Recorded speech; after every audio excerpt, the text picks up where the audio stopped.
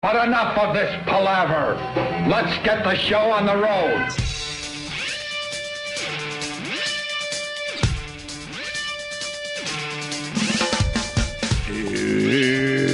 Oh, yeah.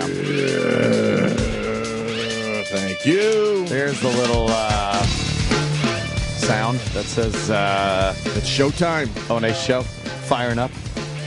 Vroom, vroom. Well, I just told Anthony the whole story, but I'm going to say it again for a couple minutes here, if you will. If you've been listening to the show, I've been telling you how great parenthood is. Making it sound like it's a cakewalk. It's hunky-dory. So far, all my stories have been hunky-dory, no? Hunky-dory. Like, wow, he's a lucky fella. He's got 2 kids, and everything seems great. You always hear these nightmare stories, but Well, I got not at the Hughes house. I got a nightmare story. Oh, awesome. I'm fucking exhausted. Really? Yeah, I want to go home. Home. I want to go home. That's how I feel every day. Really? Just Yeah, exhausted tired. and wanting to go home. Oh my God. And then we got to talk about the Subway guy, that fucking asshole. I'm not buying it. I'm not buying it. Yeah? That's going to be a whole discussion. We did the Subway. Oh, right. Yeah. We did the Subway discussion yesterday, but I now assumed. Now we have a little more info. We're gonna talk about that. Anyway, yesterday, my wife there went to get her hair did, My hair did. and it was one of those. I'm gonna get my hair did. And it's not like when a guy gets his hair did, Nah. where it's 20 minutes. Go to the barber. Sometimes when the girls get their hair did, it's a few hours. A whole day event. And also, the place she goes is completely across Manhattan from where I live. Yeah. So I got the 2-month-old. She's 2 months old yesterday, and That's a brand new human. yeah, and she's been awesome. Everything's been great. It really has. But yesterday, she's like, "You cool with this?" I'm so mad right now, and I don't even know who to be mad at. Nature. Do you understand that? You're mad at nature. The old version of me, I would have came in here with a broken hand or a broken foot. Because when you realize that, like, you don't even know who to be mad at, you decide to start punching things. That's Yeah. what I used to do. What are you so mad I about? broke my fucking hand in college because I didn't know who I was mad at. I broke in a toe because I kicked shit because I didn't know who to be mad at. Gotta take a swing at something. It's the most frustrating thing to go through is to be so mad, but you don't even know who you're mad at. Yeah. I'm so mad right now. How do you handle this? What are you so mad about? I'm trying to anyway, so she goes, I mean, she did everything right. She's like, is it cool I get my hair done? I'm like, yeah, of course, man. Go in and enjoy yourself. I got it. I'm on the motherfucker. My son is 2.5. The girl's 2 months old. Yeah. But she's been taking bottles when the wife's not around with the boobie. Yeah. The young ones love the boobie. So I'm like, I got this. Go. So I start cooking a little dinner for me and the kid, and she's napping. I'm like, just go have fun. I put on that Witness on HBO, which is an amazing series. And 10 minutes later, the kid wakes up and she starts crying a little bit, just a little bit. I'm like, all right, I got this. A little whiny. So I walk her around a little bit, and I'm doing the little bouncy thing that you have to do, and she's cool. Yeah. Put her back to sleep. 5 minutes later, she cries and cries and cries and cries and cries. I'm like, all right, I got this. There's the fucking frozen milk. I defrost it, get it to the right temperature, put it in the fucking baby bottle. And she's taking the bottle every other time. Long story short, she would not take the fucking bottle. No, huh? She would not take the bottle. So for you're about to hear hours, 3 hours, I had to walk the 2-month-old around my apartment. I couldn't sit down. You had to do the bouncy.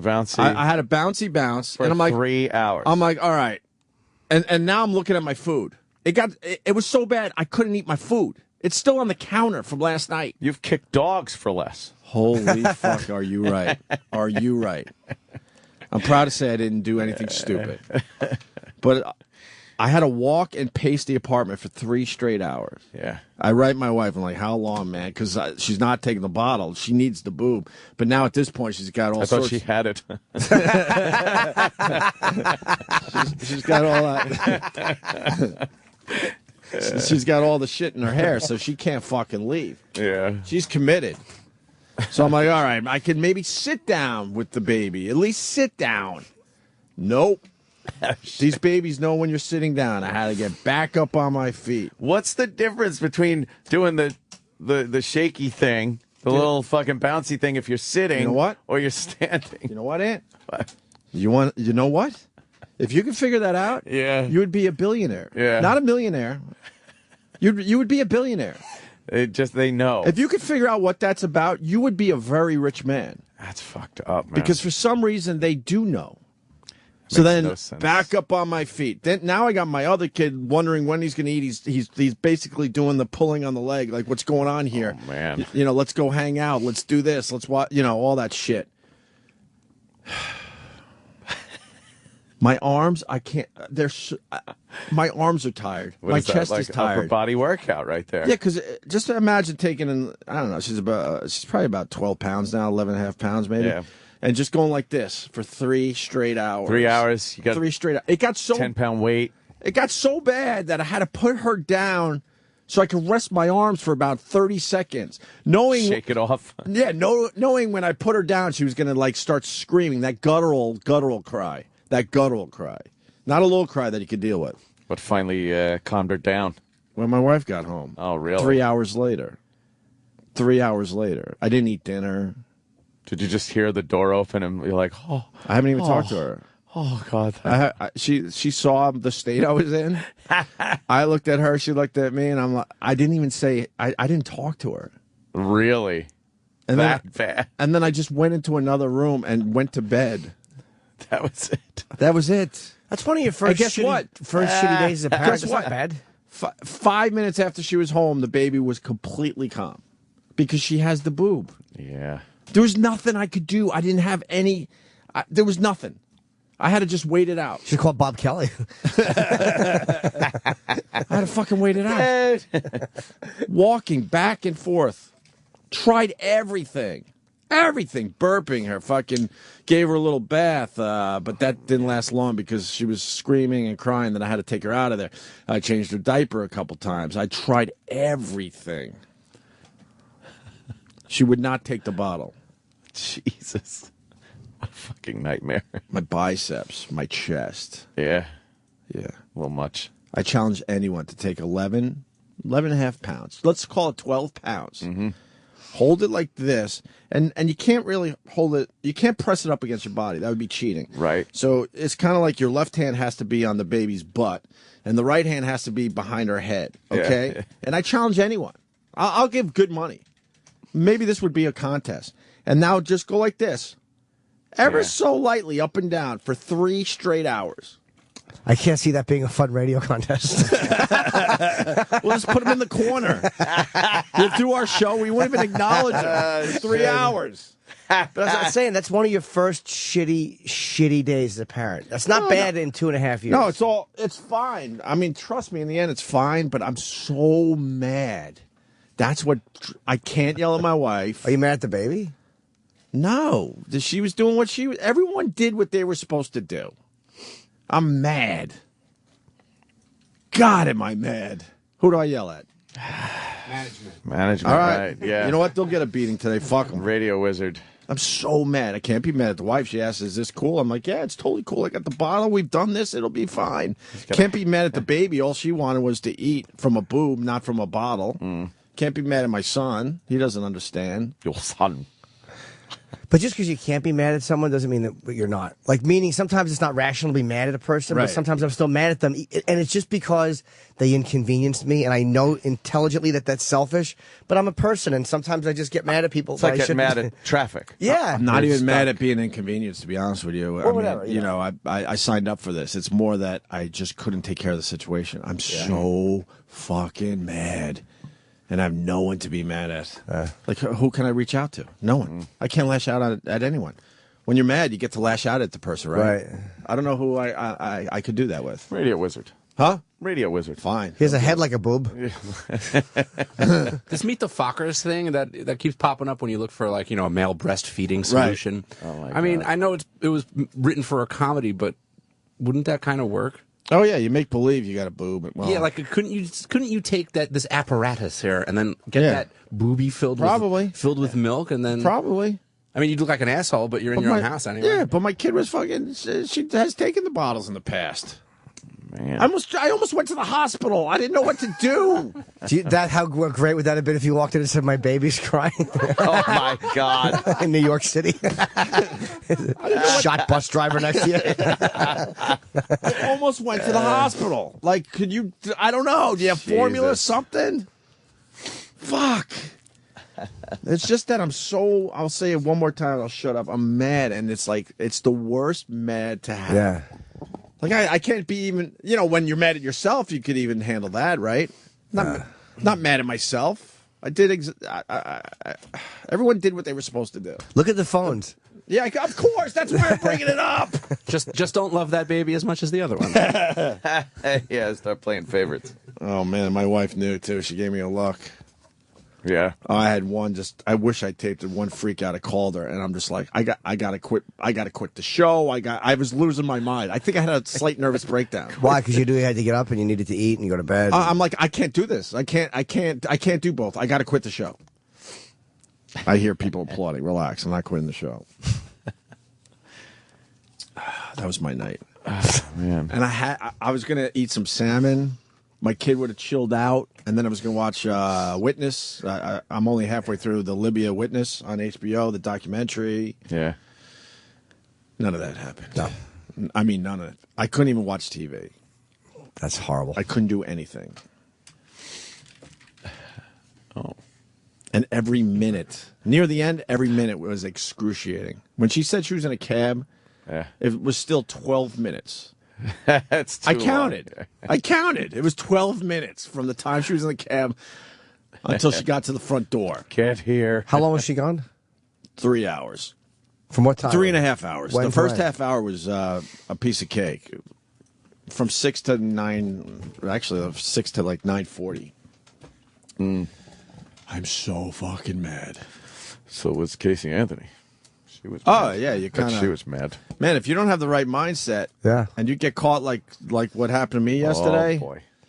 wow. Oh, boy. I'm not saying. 'Cause that's how it happened. There's no way to, because there's no verbal way to threaten. There's no way to stop. There's nothing you can do to stop a And then- baby from fucking screaming. Yeah, and now, I mean, with my 2.5-year-old, if he's crying, he's going to tell you why. With a baby, you don't know. There's only a couple things you could really try. Got to do what that lady did with that chicken in the bus on MASH. Remember that? Oh, it wasn't a chicken. That's right.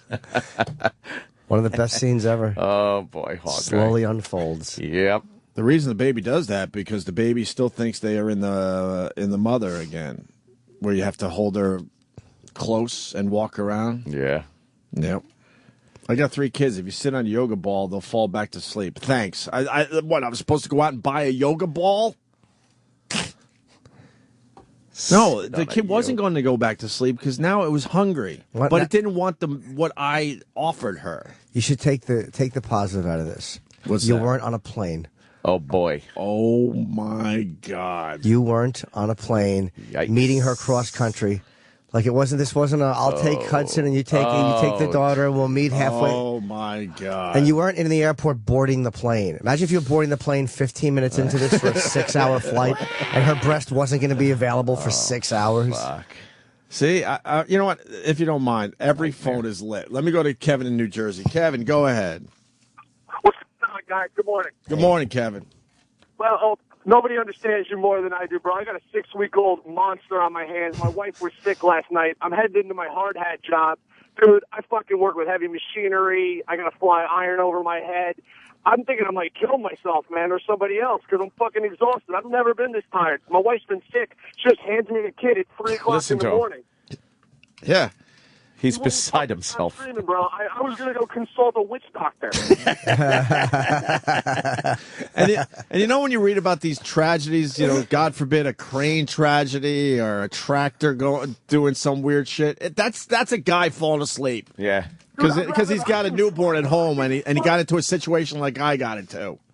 I've been fucked up at this job drinking beers all day, and then I'm more worried now than then. Yeah. There you go. Terrible. All right, well, keep it going, man. I really appreciate it. Have a good day, guys. All right, man. Later.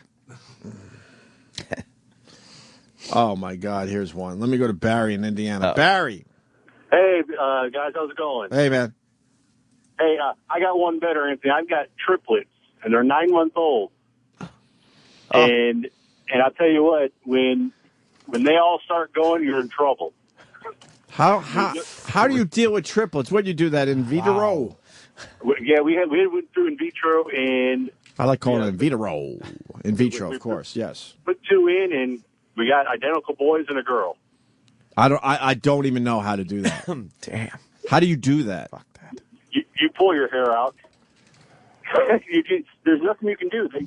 You look at it, you're like, I wish I can do something for you, but I can't. Yeah. I'll get to you as soon as I can.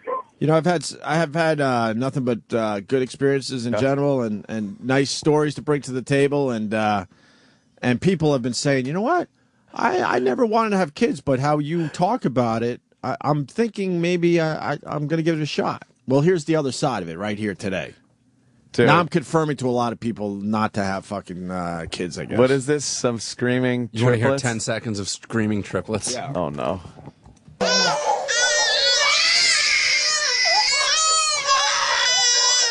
Oh, my God. That wasn't even 10 seconds. I literally got, like, chills. They are very cute, though. Oh, God. I'd like to pinch their little cheeks, and then leave. You would, Yes. I would assume you would have to have full-time help. I don't know how you raise triplets. Jeez. Triplet newborns. This is don't see that sound makes me angry and feel inconvenienced, but I don't have a baby. Right. Like it's always somebody else's. I don't like. Yeah. What does a mother think? mean, then when does it feel the same way when she hears that, or does she feel like, oh, it's time to No, react? when it's yours, you feel so bad. You just want to, get them to stop crying because you just feel bad. I mean, if it's someone else's kid, fuck that. I would be pulling my hair out too. Matt in New York, what's up? Good morning, Opie. As a fellow dad, I feel your pain. I'm just going to say, first of all, as you know, it's like we live in college. Like when you used to stay up all night drinking, except you're not drinking. You got a baby in front of you. That's all it is now. You used but to stay up I'm gonna partying. just say, yeah. No, I was just going to say, I had a similar situation, and, my wife did the nice thing, saying, yeah, I understand. 6 months later, a couple of her friends are over, and what story do I hear them reliving? My story of why I couldn't figure out when, at that time, my six-week-old was crying, and I actually walked her up and down the hallways in my apartment building because I didn't know what to do. And all it was, Stacy wanted the boob. Right. Yeah. The women will laugh at us, but we don't have the boob. I know, and they just relive it. So we're left with no tools to take care of the situation. That thing Danny showed, though, that might actually work. If it's like something like an apparatus. How emasculating is that? It would be funny, though. I would rather come in here with sore arms and a sore upper chest from, like rocking her or bouncing her lightly for 3 straight hours. I'm not putting that on. Oh, that would be great. But if it worked, yeah. I'm not putting that on. You would have had your salmon. You and your one tit would have just watched fucking Witness. It would have been relaxing. I think my wife felt bad because when I left this morning, like my meal was just sitting there, and she. I was still there. No. Oh. She cleaned it up. Like, let's get rid of this. Clean it up. Let's get rid of this. Vacuum cleaner works. Yeah, but you don't like the vacuum I cleaner. know. Then she would have come home and the kid would have been looking at you crying. Yeah. Psycho Bob, what's up, Psycho Bob? Dude, things are crazy, dude. Good morning. Hey, my son did the same thing. And what you do is you take something with your wife's scent on it, like a sweater or a shirt, drape it over your shoulder, and then when you hold the bottle with that right next to it, it smells her. Bob, this isn't helping me. It would have been like that scene in Nighthawks. That they think it's her, and then they turn around and you in the sweater holding the baby with a beard. Giant shoulders. I'm so not believable. I know. That scene was not believable. It works. It really does. Psycho Bob, I don't give a fuck if it works. I already went through it. Well, when you This isn't helping me tell me what I should have done. It'll happen again. It's not going to happen again. Baby will cry again. It's not happening again. Anyhow, try it again. Thank you. So I'm supposed to what? Get a sweater? What? Yeah, something of hers. How about my daughter likes my scent too? Oh boy. She just decided to be stubborn last night. Fuck.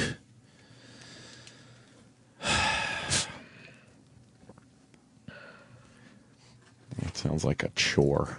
Huh? Does that make you not want to have kids even? Not even close. Because all my friends are married with kids. Oh. I thank God for Colin and Anthony. Yes. The two guys I know who are in my group who are not married. We're trying. Me and Colin. don't have kids. It's like it's the only thing that makes me feel like a complete nut creep. Yeah. And Danny is obviously not married, but he's on his way. In general, it's been, regular fine shit. Last night I just got hit with a big one. I'm so fucking mad. That's my question. How do you handle being mad and you don't even know who you're mad at? Alcohol and drugs, my friend. There you go. That too. Alcohol and drugs. Or give away what helps. Have a you lot ever of time- been mad but you're always you can't be mad at yourself. Yeah. You can't be mad at, in my situation, the wife, the kid, the other kid. I'm so mad. Yeah. And usually you want to fucking yell and scream and lash out a little bit or whatever the fuck, however you handle your anger. But there's no one to do it. There's no one, which makes it worse. What helps me, I find, is if I just give money to people I work with. Is that it?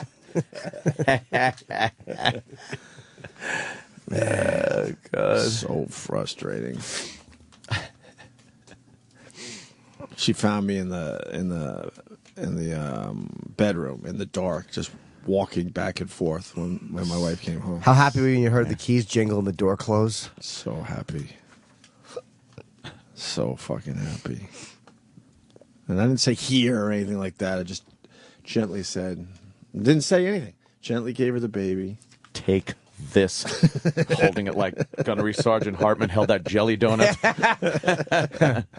Yeah, by the foot. At least the kid's not colicky. You know anything about Colicky? You know anything about the colicky babies? I've heard it on sitcoms. Wow. What is colic? They basically don't sleep for the first, year of their life. Oh, a colicky baby. I hear that's a complete nightmare. We have a colicky comic on our show. Jimmy's colicky. He doesn't sleep well. Are you colicky? Yes, I am. I'm a colicky boy. You're a colicky cuckold. I'm a colicky cuck. Cockly. Is Dr. Steve up? He should explain colicky babies to you. I wonder if he would It have a will solution. drive you insane. Anything he explains drives me insane. Yeah. He may know what to do in this situation because he's had not only his own kids, but a million patients. Yeah. None have lived, but I mean, still a million course not. patients. Well, Real talented doctor. He's the end of life doctor. I know, he was Kevorkian's idol. How do you do it? You look like you're trying so hard. Yeah, it just seems like the place a lot of doctors go that, fail. Look, you're not going to fuck this one up, Yeah. so here you go. Next stop, The Undertaker. Right, here you go. Yeah, exactly. Great. Your job is one above The Undertaker. Yeah. How can you be proud of that? You want to know about colicky babies? Someone will call in a few minutes. They don't sleep ever. Nah, that's The colicky baby is probably like a baby that finally thinks it can fall asleep with its apnea mask. Oh. But then wakes up gasping and its heart beating and realizes, I stopped breathing again. Oh, no. It has to take the mask off. That's probably what it Was that last night? Sure. So you didn't sleep? I got a couple hours, but with the mouth guard, which is just nothing. And the dentist appointment was a bust, just lovely. The dentist appointment was a bust. That was a whole big thing yesterday. Yeah. The guy was, Rogan. You going to Brooklyn? I went all the way to Brooklyn. Rogan recommended a mouthpiece. It's just. Go. And it works for Joe because he has, I think, and I was looking forward to this. It's a special mouthpiece, right? It looks. That keeps your tongue down and your jaw maybe in the right position so you get enough air in there? Yeah, and it holds As your you're tongue. sleeping? Keeps your tongue from falling back. It's a mouthpiece. It looks like.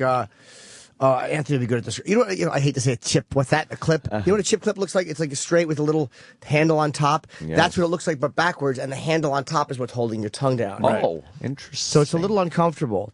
But I go to the dentist in Brooklyn. He's an old Jewish man. Oy. I love this guy because it was a $3,400 apparatus. My insurance wouldn't have covered it. And we talked for a few minutes. He looked at my sleep study. And he goes, I don't think this will help you. Oh, wow. Because most of my apneas are central, which are not obstructive, which means the tongue is part of the problem, but the part that is the real issue wouldn't be helped by You need a mouth lobotomy. device. I need a shotgun to the mouth. Something. Maybe you need shock treatment. So whatever. But he was a very nice man. He was very honest. He could have easily taken me for over $3,000, and he didn't. Like, what a great doctor. This guy, Dueck, Doueck, a dentist in Brooklyn. What a nice, honest guy. He didn't. Yeah, he could have just sold you. Oh, the my damn thing. dude, in a second he could have. But he told me the absolute truth about it, and it's just, I need a mask because of the type of fucking shit He must be really rich, that guy. He probably hated me on sight. I look like a Nazi. He just wanted me out of his office. Ah. But what a nice man. What a fucking good, like, he's a guy I would love to go to regularly. What an honest guy. Instead of our guy, you go to my dentist too? Do we share everybody? I go to a guy in my building. Yeah. So we have the same dentist, the same cleaning lady, the same gym. Same gym, I know. The same work partner. Same work partner. Yeah, wait a minute. Dr. Steve's on the line. Yo, Dr. Steve. Hey, man. I had a long night yesterday. Oh, no. I had a baby that would not take the bottle. Okay. 3+ hours of just walking around the apartment doing the little bouncy bounce thing you do with the babies. Yeah. That was the only thing that kept her calm. It's like Dr. Florentine, And my wife was gone getting her hair did, and she, I was in a situation, and people saying, "Oh, Dr. Steve will tell you what to do." Oh, they did? Yeah, there's nothing you could do. The baby wanted the boob, not the bottle that I had. Yeah. But anyway. Yeah, so you're... I know there's nothing you could tell me. I know. I mean, you just get caught every once in a while. Yeah. There's no trick to that. I changed the diet. I tried everything. I tried all the shit that they give you in Baby 101. None of it worked. Yeah. So now my arms and my upper chest are tired, and I'm really bad. Can I take it out on you? Because I don't know who to take it out on. Yeah, just hang up on me. That would make me feel better. I want to know about colicky babies. Yeah. Now, this is a baby that is primarily breastfed. No, I don't think my baby's colicky. In general, In general, we've been good. I just, like I said, I just got caught yesterday. Yeah. Simple as that. It happens. I'm hoping it's not going to be a regular thing. But anyway, we started talking about colicky babies. What is it exactly? Well, they've got so many theories about it that it's formula. Intolerance. They've got, sometimes if it's a breastfed baby, it can even be what the mother eats. They start doing an exchange diet on the mother and removing things like broccoli and cabbage from their diet just to see if that's what's causing it. Cabbage. So what is it, like an acid reflux almost? Well, they don't know. That's the thing. It's just... it's defined as a condition where a baby cries for no reason, and it usually happens around 3 to 4 months old, but it can last for a year. I had a friend of mine had a colicky baby, and the mother was so distraught because this baby did nothing but cry. Right. That they had to take her out of the house for hours at a time just to get her out of there because she was going out of her mind. And this is a cause of this shaken baby syndrome, too, because, when you have a baby that just does nothing but cry, day in and day out for weeks on end, it drives some people... fucking crazy. It's just fucking crazy, yeah. Let me ask you a question. Have they ever done studies on conditions later and years later? Like, is it possible that these babies are in, like, say they have like a problem with chronic headaches or something, or is there a problem that the baby has something going on that they realize years later is in like a lot of other people? You know what I mean? Yeah. It appears to be abdominal pain because these kids will always sort of crunch up their abdomen when they're crying. But, of course, what else is a baby going to do if they're crying really hard? They're going to sort of crunch their abdomen up. Have they ever tried patting their backs? And saying, shh. Hold on the line. I got a guy, Victor on Long Island. You're on with Dr. Steve. Why don't you tell Anthony what colicky babies could do to you? Go ahead. Dear Lord Almighty, even to this day, 21 years later, she does have abdominal pain. She won't go to the bathroom for 3-4 days at a time. So you're 100% right. But what happened? How brutal is it when a newborn has the colic? Oh my God! They just scream and cry nonstop. I I would leave my wife in the other room and go to sleep. I was like, "It's all yours." So it says on the screen that your daughter didn't sleep for the first 9 months of her life. Not at all. Not at all. She just cried and cried and cried. So she still won't go to the bathroom, your daughter, at age 21? Yep. That's Still has problems to this day. That's a Bowel weird... problems. Still sees a doctor and everything. That's people hold. I used to hold in shit like when I was a kid. It was I really would. It was a weird thing. Why would you do that? I don't know. I would like literally kneel and I would have to shit so bad. I'd be kneeling in prayer motion by my bed, reading a comic book, and my leg would go like. And I would hold it for hours. I get so excited when it's time to get rid of duty. Why would you want to hold that shit in? I don't know. So it's the best part of the day. Yay, time to get rid of duty. I don't do it anymore. I love when it drops into the chamber. It's one of the best feelings every day. Yeah, but I mean, I don't know why as a kid. I don't do it anymore. But as a kid, I don't know why I did it. But that sounds like this guy's daughter who won't... Well, we all know why, Jimmy. It's your chart. But no, you made up the chart. I know. I believe me. I'm Mick Molester. Everything goes back to that. But that wouldn't explain why colicky babies, because they're not getting molested when they're a year old. So it doesn't explain that. So, Dr. Steve, they really don't know what it is. But no, they really don't. But parents know one thing: they don't. The baby will not sleep for the first year of its life, more or less. Yeah, they have on a regular basis. All kinds of theories about what causes colicky baby, and still not a single theory that is borne fruit with every baby. So there may be a variety of different causes, but one thing that you can do when you have a colicky baby is to vibrate them. They say if one of the things that really seems to help is you take the kid for a ride in the car, or you can stick them in their little car seat and put them on top of a running dryer. Or shake them really hard. Right.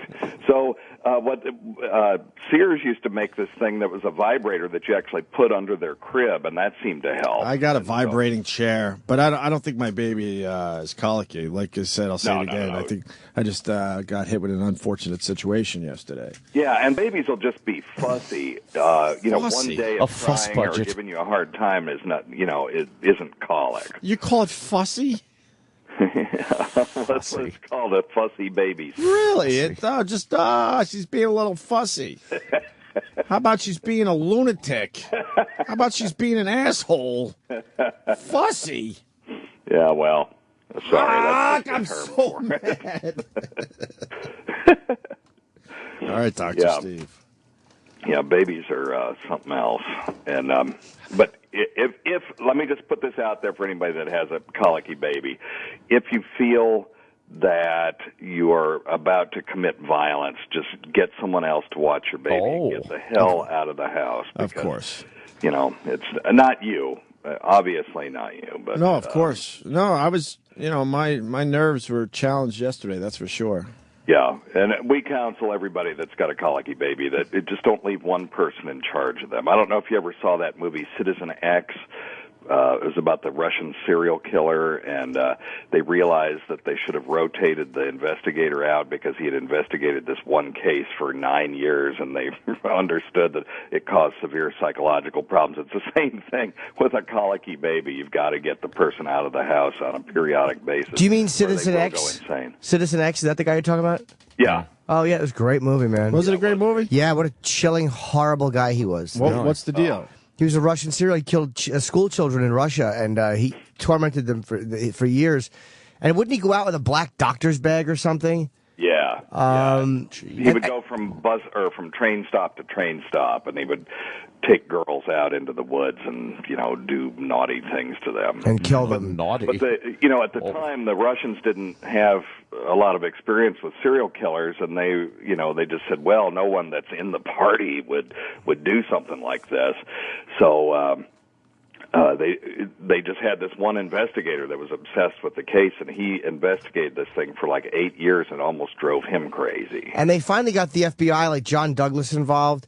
And I don't know if they profiled them accurately or not. Yeah, well, they had a Russian psychologist profiled him, and when they finally caught him, they had him sit down and read the profile to the guy, and it was wow. the only time they could break him was when he read his profile, because he understood that somebody actually understood him. Oh, right. Wasn't that the guy? It was a big risk for the guy to write that profile, too, right? Yeah. Like, nobody wanted to be involved with it. Well, right, because this guy was a party member, too, and they had actually caught him once before, but because he was a party member, they'd let him go. Yeah. He couldn't have been the guy. And it's Max von Sydow and the guy that was in... was Sutherland in that? Donald Sutherland? Yeah, Donald Sutherland was in that. He was the chief of the... Oh, that's a great movie. Sounds good. And at the end, the Russian, of course, they nail him. And they take him into a little fucking dingy room, and they put a gun in the back of his head, and they shoot him. That's exactly how, like, once he was convicted... that's how they dealt with it. A pistol to the back of the head, and then he was gone. And that's exactly Spoiler what they alert, should Jimmy. do. Spoiler alert. Well, you know. Jeez. Yes. Sounds like a great movie. Oh, yeah. Interesting how we went from colicky babies to serial killers. That's the beauty of this show. That's what we do here. We scatter out. We're like Scatman Crothers, but we're not musical or entertaining. Danny in Jersey. Danny! Hey, what's up, Oak? How you doing? All right, buddy. What's up, guys? Yeah, I'm kind of in your position. I got a 2.5-year-old boy. He's fine. And I got a 9-month-old daughter who's been a nightmare since day one. I mean, just up, crying. You know Chinese water torture? Yeah. That's what they should have done. They should have given a crying baby to their victims. It's literally a nightmare every night, and I can't handle it. I don't know. My wife is, she's an angel. I don't know how she does that. They have another gene or whatever's in their body, but they can handle it so much better than me, and she's about to lose her mind too. Look, I'm from the school that women are absolutely amazing. It really. I'm from that school of thought. They're amazing. The shit they do, there's no way a guy could do. And they probably do have something else in their DNA. So has your 9-month-old slept at all? The thing is, she can be up for 3-4 hours at a clip, for even 5 hours, just screaming. I mean, screaming like you're ripping her arms off her body. You know what I mean? And it's like, you don't know what to do. And I'm like, I freak out sometimes. And the thing that works, I don't know if you have a car living in the city, but we can put her in a car and take her for a drive, and she'll be out cold. So there's nights where I've driven around at 2 o'clock, 3 o'clock in the morning, taking her for a ride, circling the block. Yeah, a lot of parents do this. around. They just drive around their neighborhood in the middle of the night with their kid in the back. No, now I feel... If you fall asleep, you park the car, and you sit in the car and wait. And you just listen to Opie and Anthony rerun. Nice. Well, at least we're there for you, sir. Now I feel like an asshole because I'm telling you, mine was just a one-time thing. These guys are dealing with it night after night. Yeah. Night after fucking night. Yeah. Holy shit. There are some techniques that you can do, like swaddling and stuff like that. That works in the first 3 months. Swaddling. Hey, Dr. Steve, how about you tell me this yesterday? Well, I already went through it. I don't give a fuck what the solution is anymore. How about you read your email? I sent you the thing about swaddling and all that stuff before this baby was born. What does swaddling mean? What is that? Yeah, you wrap them up nice and tight like a taco. Oh. Yeah. Where they can't move their shit. And they feel like they're in the womb again? They feel like they're in the that womb. They had in the womb. Right. You know, and it works during the first 3 months because we're actually born 3 months early. I like being in the womb. Well, yeah, I mean... I like putting a piece of me in there. I thought you meant it beats being out in the cold, you know. Oh. Wait, what do you mean we're born 3 months early? Our heads are so big that we really should be in the womb another 3 months, but because our heads are such gigantic things that we can't even hold up when we're born, that the mother has to deliver us approximately 3 months early. Oh. And so that's why we're pretty helpless for the first several years, but we're incredibly helpless when we're first born. So you're saying like a 1 year gestation period would be better than 9 months? Yeah, that's what. Wow, there'd be a lot of women walking around with giant cunts. Oh, yes. God. Yeah, right. That was the case. There's already a lot of men walking around with them. Shit. 3 months early. Fuck. That's why the theory, and this is all. That's why all of a sudden hypothesis. hold on. That's why all of a sudden you notice your baby becomes aware. Yes. Because, like you said, they're incredibly helpless. Like they just stare into space. But something all of a sudden happens where they can now move their head around, look around. They focus on everything. They start smiling and all that shit. And it's why they respond to things that simulate the environment of the womb for the first 3 months. So you swaddle a kid; it makes them feel like they're bound up inside the uterus. You make shushing noises in their ear, which simulates the sound of blood rushing past their ear from the mother's aorta.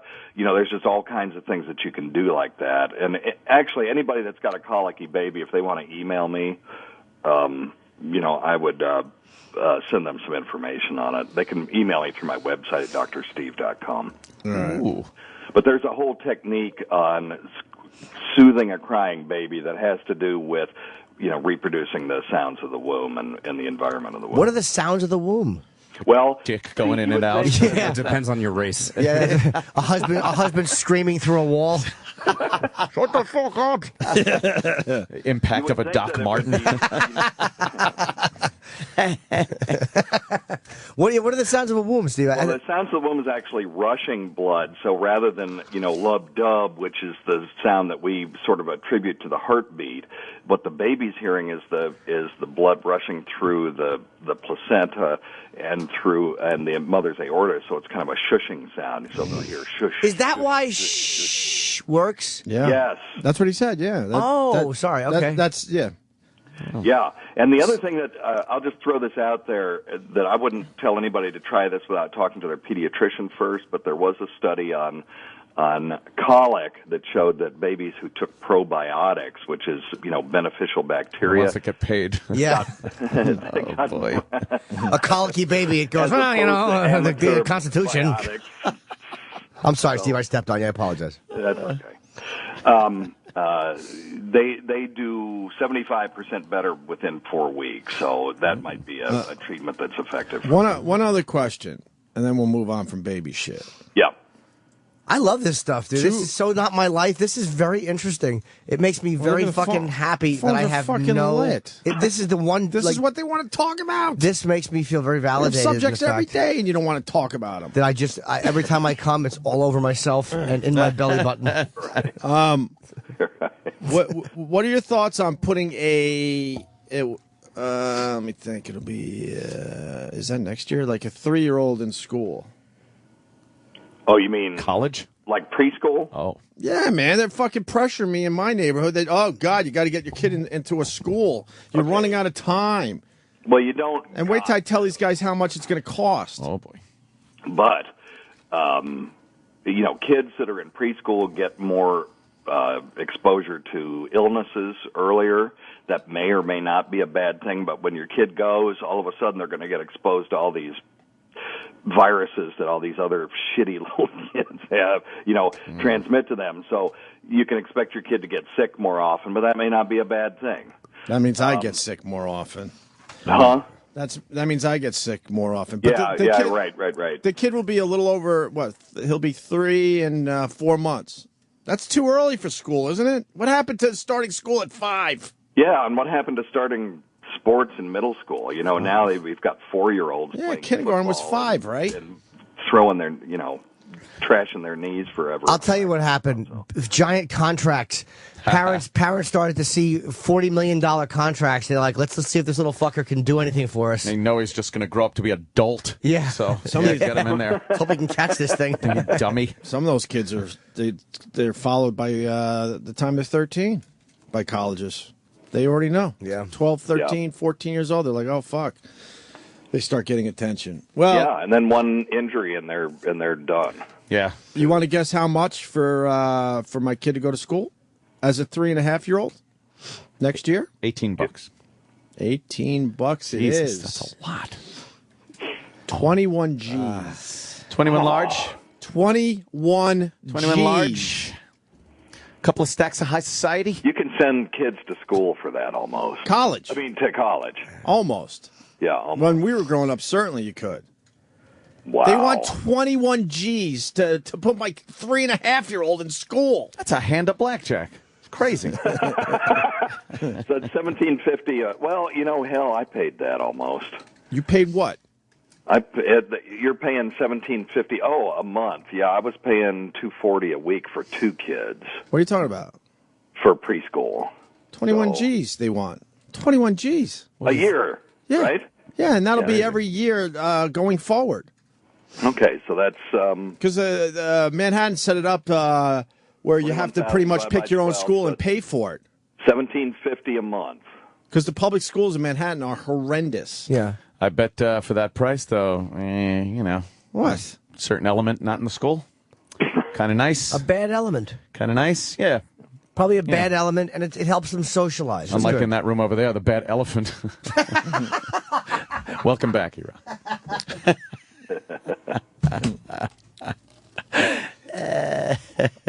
All right, Dr. Steve. Well, I'll send you some articles about the preschool thing, bro. You will. Yes. Yeah, I mean, you know, there's a positive side to it, and you know, there's a dark side to it too. Well, you know, not for that money.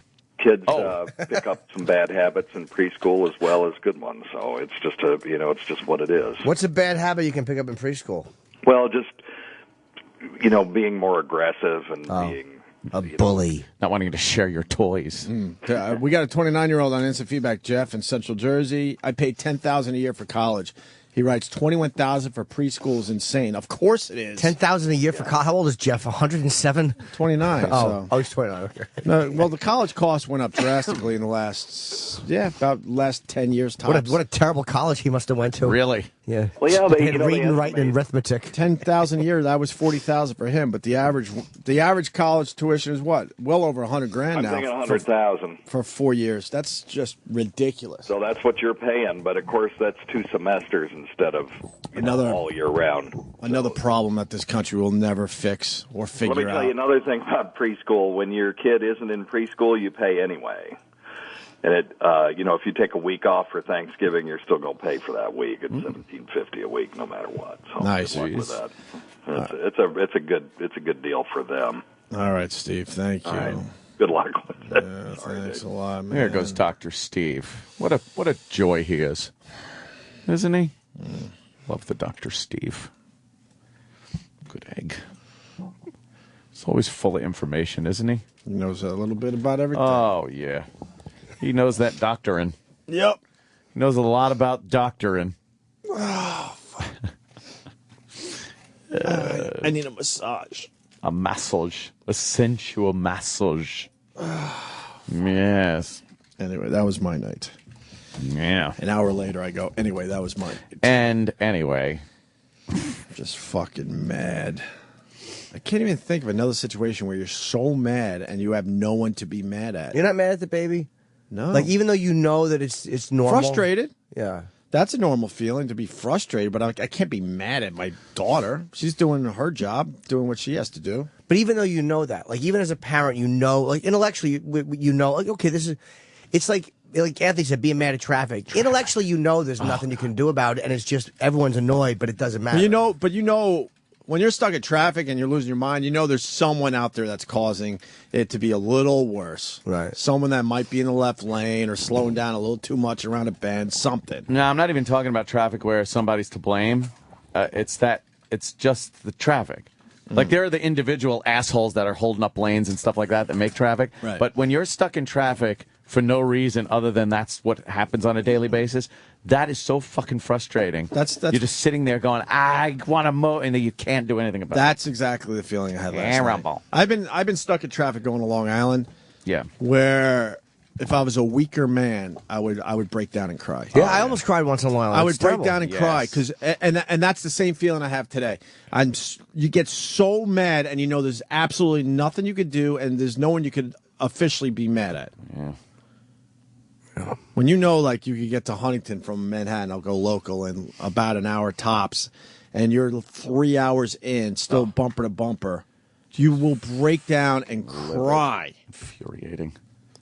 I did an MTV shoot I think it was for the Jon Stewart show even. That's how long ago it was. I did like a little sketch. Was it the mellow Jon Stewart or the whack job that is now Jon Stewart? Well, this is MTV Jon Stewart. And he was cool back then. Florentine got me on his show, and I did like a little, again, sketches that weren't even, I was just an extra. So it was like, that's how long ago it was. And I was driving out to do, I think, McGuire's at Governor, in Long Island, McGuire's. And it was that traffic. It was a Friday afternoon. The traffic was so bad, I wanted to pull over and weep in the shoulder. Yeah. It gets you that Fucking freaked out. Wow, it was bad. Hate it. Those are the real issues facing us here in the New York City area. Not dumb sodas and everything else. People are losing their minds because they're stuck in that traffic every day. But the dumb mayor, I'll say it every fucking time, too. Dumb mayor goes after large sodas. Because the mayor's a twat. The mayor's idiot. a woman. But rounding up these fucking dangerous bums on the street and fucking getting rid of them. Ship them off somewhere. Yep. Christ. Oh, we could talk about that next. Oh, please. And the photographer defending himself. He's saying it's unfair. I don't know. No. He's a photographer. What the fuck is he supposed to do? Well, Yeah, no, I know, but let's talk about it next. Yeah. It's a bit involved. So we'll talk about Because I hate how that whole situation is deflecting.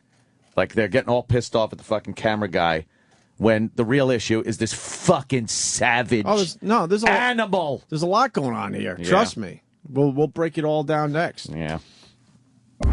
Sirius XM. You're listening to Opie and Anthony.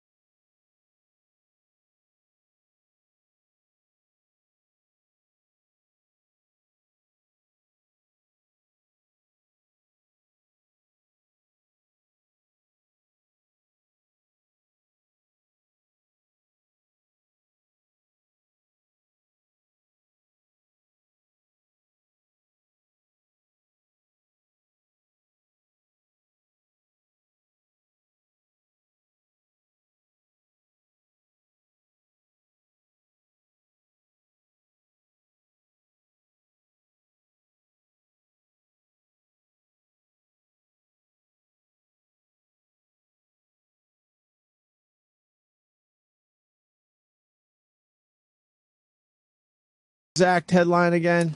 You got a subway train bearing down on a guy that was pushed onto the tracks, and basically the headline was this man is about to die. Yeah. And it turns out you got one of these lunatic homeless guys. I'm assuming he was homeless, and I guess the guy that got pushed onto the tracks got into a little confrontation with the guy. Yeah, he should have kept his fucking yap shut. And I guess he might have been a bit under the influence. Yeah. And then this homeless black guy decides to push him onto the tracks. And then you got a New York Post photographer happens to be on the fucking platform, and he snaps away as the subway train takes him out. Yeah. And he's trying to say that he was flashing to get the attention of the operator there of the subway. He was using which his is complete camera bullshit. flash, Yeah, of course. he said. And that's my problem. That the guy is lying. What he should have said was, I wasn't going to risk my life trying to pull him back up from the tracks. Well, he said what we talked about yesterday, and this is reasonable, was that fucking savage was still standing there at one point, because people were like, no, he left, but then I heard he watched the guy die. There's one photo where you could see the guy in the tracks, and you could see the animal standing up on the platform. Yeah. So to get to the guy in the tracks, you'd basically have to be between the animal and the tracks. Right. Fuck that. And of course, fuck that. So And he could push you in as well. I didn't blame the guy, But the for not guy's doing trying to that. say I'm flashing my camera to get the guy, the operator's attention. That's just a flat out lie. Yeah. If you didn't want to risk your life or whatever, that's fine. you were in a tough situation, but I mean, the death shot is perfect. If you know anything about photography, this guy lined it up perfect. Jesus. And in fairness, that guy didn't handle it well too. Like he just stood there on the platform holding. It's like, first of all, you're in the worst place. I know you're panic stricken. Oh my God. But if you have to, either try to climb out or lie on the fucking ground face down. The chances Hope are for the the train best. will pass right over. Now, you. is that true though? Because a few people were saying that yesterday. If you're in that situation, supposedly if you lie down in the middle of the track, you're gonna be all right. Not across it. Yeah. No, but is that true? Sure. You remember that Because there's some subway here? shit under the subway. Is that gonna fucking hit you? Nah. You remember that guy a few years ago, the hero who jumped down and saved the woman on the tracks or whatever it was, or the guy saved a guy who had a seizure and fell? Could you imagine the fear? Subway Superman. Can you imagine your fear as you lie down in the middle of the tracks, hoping that there's nothing underneath the subway that's just gonna fucking rip into your back or whatever? Better than getting the old fucking the old wedgeroo, looking like you're a fucking Twizzler. He could have went. Huh? He could have went the other way too, because you could tell from the platform. Is there a double track? Yeah, it's a double track, so he could have crossed over to the other side. He crossed over, all right. He would have. I mean, obviously you have to be careful, but because that's where the third rail. Yeah, exactly. But if he would have just skipped over that and look, the photographer saw a great shot. I agree, and but he should admit that he wasn't going to risk his own life to try to pull this guy up. Because now if you pull the guy up or try to, the guy in a panic could pull you down. Pull you in there. Fuck that shit. Yeah. And he's a photographer. I mean, it's his job. Yeah, exactly. And I'm a prick. But that's his job. Yeah. He was doing his job. He did his job very well. His job isn't fucking go and pull some guy out of there. His job isn't to miss the shot and help the guy. Be Mr. Hero. His job is to get the shot. And I agree, but he obviously lied. What about as far everybody as the else that flash wasn't thing? taking a picture? Absolutely. There were a bunch of people that weren't taking pictures. There was a pile of there was a group of people way in the background to the left of the photo. The online photo is the perfect photo. Look, everyone isn't. They had to fucking crop hero. it for the front page, but if you know anything about threes and photography, it was perfect. You had the fucking group of people on the all the way to the left. In the middle was the subway, and then on the right was the victim. It was a perfect photograph. Not someone that's panicking and shooting, like trying to get the attention of the operator and just happens to get a good shot. He's a pro. He lined that shit up. And what amazes me, and maybe we don't have this as people, is the ability to just, like, as a group, why didn't fucking, like, if 10 people rushed that fucking savage, he either would have run or they would have been able to easily overpower him and hold him down. And then, but you don't think that they way, obviously were having a confrontation, and the guy was able to push him, quite easily onto the tracks. Yeah, that guy was stupid though to fuck with this homeless guy. You know who? Yeah, exactly. Well, you shouldn't be fucking with anyone out there. He had beer muscles. He had beer muscles. Apparently, he got in an argument with his wife, and he was drinking, and he had a little in him, and then this fucking animal is just, of course, yapping to himself, yelling, cursing at people. Of course he is. Because they're fucking mental patients, every single one of them. So he goes up and actually says, like, hey, you're scaring people. What are you doing? You don't talk to these fucking lunatics. You keep your head on a swivel. You keep him in eye shot, so you make sure he's not pulling any shenanigans, giving that old fucking, the staple of the side of the head fucking cheap shot. God, I fucking hate these people. Yeah, I fucking hate them. I agree. They are just a blight on society. They contribute nothing, and they don't do anything to help themselves. And these stupid homeless advocates make it look like they're all victims, and it's all circumstance. They fell through the cracks of no, they didn't. They're fucking retards. They're mental patients. Yeah, and that cop who gave that guy those $100 boots. Yeah. How many women did he smash over the head with a brick? You know what I'm saying? Like, Right, I know he was doing the right thing. Well, that That guy's was a not great even thing. homeless. That's a But different story. It's coming out. He's not even homeless. Really? That's the latest on that guy. He's not even homeless. What is he? An asshole, obviously. Another asshole on the street. Dumb bum who's barefooted. Fucking bum. Now, these guys used to all be in the mental institutes. Yeah, they should be. institutions. And Well, then, in of the course, Koch administration. Yeah, they closed down all the institutions, and then guess what? They're wandering around. That's what's going on. In our neighborhood, there's a corner where they've been hanging out, and I was very happy to finally, and I love the guys, but to finally see the NYPD, like, rousting these guys, going, what the fuck are you doing? You can't just hang out here. Where were they? I'm trying to think of how far from us. Straight up. How many blocks? 2. Okay. Starbucks area. Yeah. I never noticed them. Right around that corner. Oh, yeah. When you make the turn. Yep. They're always selling stuff. Yeah. They're always hanging there. And finally, the NYPD was there rousting them because I think the neighborhood in general was like, look, man, what the fuck? There's one lady that sits outside that restaurant on a bench and just starts screaming bloody murder. I'm like, this is not okay. When homeless people do that, I literally would love to see someone pull out a pistol and just blow their brains all over the wall. Yes. If you're that person that you're walking down the street just yelling at everybody, you have zero to contribute to the rest of us. She sits on a bench and yells at every single person walking by, and it's just not okay. And then other days she's sitting there and she'll be like, "Hi, how are you?" I'm like, I'm not going to have that nice I'm not interaction with you because I also see you when you're a lunatic. Yeah. When you're not on your meds or whatever the fuck it is. What the cops used to call that, Kenny, a wood shampoo. You give him a wood shampoo with the nightstick. Wood shampoo. He just beat his head in. I wouldn't know anything about that, of course Anthony. not. I'm sorry. You probably heard some stories, though, from some less scrupulous officers. Or maybe it was in a movie. Yeah. I like when you talk about movies. Not me. I'm straight edge. And by the book. Oh, God. 3 New Jersey cops shot a mental patient last week. Family suing the cops. Of course. Saying they should have known. Yeah. It's not the fucking crazy fuck's problem. It's the cop that's sticking up for everyone around him. That's the fault. It's the cop's fault. Look, at this guy, I got to get this info out. He's a cop in New York City. Steve, go ahead. Hey, what's going on, guys? Hey, man. Well, you know what? The wooden shampoo's good, but I like the Bronx party hat better. A Bronx party hat? Jesus. I love it. I give him a turban. Either way. Yeah. But, they always tell you if you ever get wind up on the tracks, you're not supposed to lie in between the tracks when the train's going over because there's all kinds of stuff.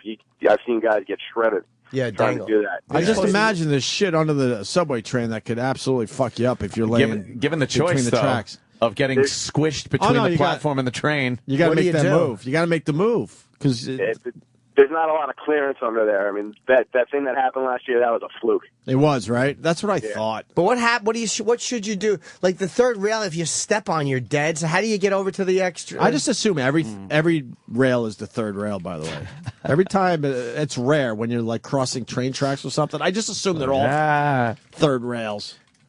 They tell you that there's like space underneath the platform that you should try and get your body as close to the wall, but if the train's going by real fast, it creates a suction. It'll pull you right into the train. I don't know. Then you become a space case, and that's not good. A what? A space case. It's when your body gets trapped in between the subway car and the platform, and it spins around. Yeah, I've and seen you're those. still alive, and then they jack the train up off of you, and all your guts that are found up inside fall down. You die instantly. So the guys are there. They bring the priest. They bring the phone. They make all the phone calls. Then they say, "Okay, boys," they jack it up, and the guy dies. Wow, man. Well, can't they just let you live there? Like, just bring in a book for you and a phone and live out the rest of your life there. Fucking, you're 80 years old. Yeah. Build a little structure around you. It would be a hell of an attraction for New York City. Hey, let's go see the guy that's living his life trapped in between the fucking platform and a subway. Yeah, let's go see Mr. Twisty or something. Yeah, why don't we keep one of them alive? That would be the new freak show. That'd be great. Yeah. Fuck walking through Times Square. Who cares? Oh my God. Let's see Subway Guy. All right, guys. Have a good day. Yeah, man. You know what it is? It's this complete lack of any empathy, no consciousness of consequence that goes on with various people, and it's just fucking infuriating. Yeah, it is second. There's this knee-jerk reaction to shit that affects people's lives forever and ever that is never thought about until it's over. I mean, I watched that first 48 show, right? And it's the first 48 hours of a murder investigation. And there's the murder. They get the body. They get the suspects in no time because they're fucking morons. And they take him to the interrogation room, and then they start like crying sometimes, and like, oh, I didn't know what happened, man. And it's like, if you would have given it that much thought when you fucking shot the guy, or fucking went to carjack the fucking thing and stabbed them. But there's never nothing's ever thought out. That's why you get the idiots on that show, and then you never see them on shows like I Almost Got Away With It, which is one of these shows where criminals commit a crime, and then they're on the run for sometimes years. And you'll never see the same people that you see on First 48 on that show, because it's this knee-jerk, never thought-out bullshit fucking murders that they pull. Oh, I am getting really bad, by the way. Really bad. It's everything I'm seeing on fucking TV, all the stats I go through. I pour through statistics. You know what I'm talking about. They're just making yourself crazy, though. I can't help it. You got a good life. You don't have to deal with any of this. I do have to deal with it. How? It pisses me off that this country is literally being held hostage by a certain element. Anthony is like, and I understand this very well, is addicted to anger. And I say that, I am too, but I get that. I'm the same way. Yeah, I'm not. It's the same. It's a weird drug, man. Being angry is a weird. I used to hate it. Dude, it's I used to fucking weird fucking thing to be angry. It's like I don't like it.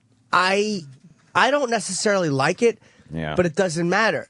I didn't like vomiting, but I drank every day. It's like there's something about being fucking angry where I seek things out that it's not like I'm always avoiding things. Right. I seek them out knowing just so I can go, of course. Of course. Like it's such a weird, stupid phenomenon to make myself get this. I can't do that anymore.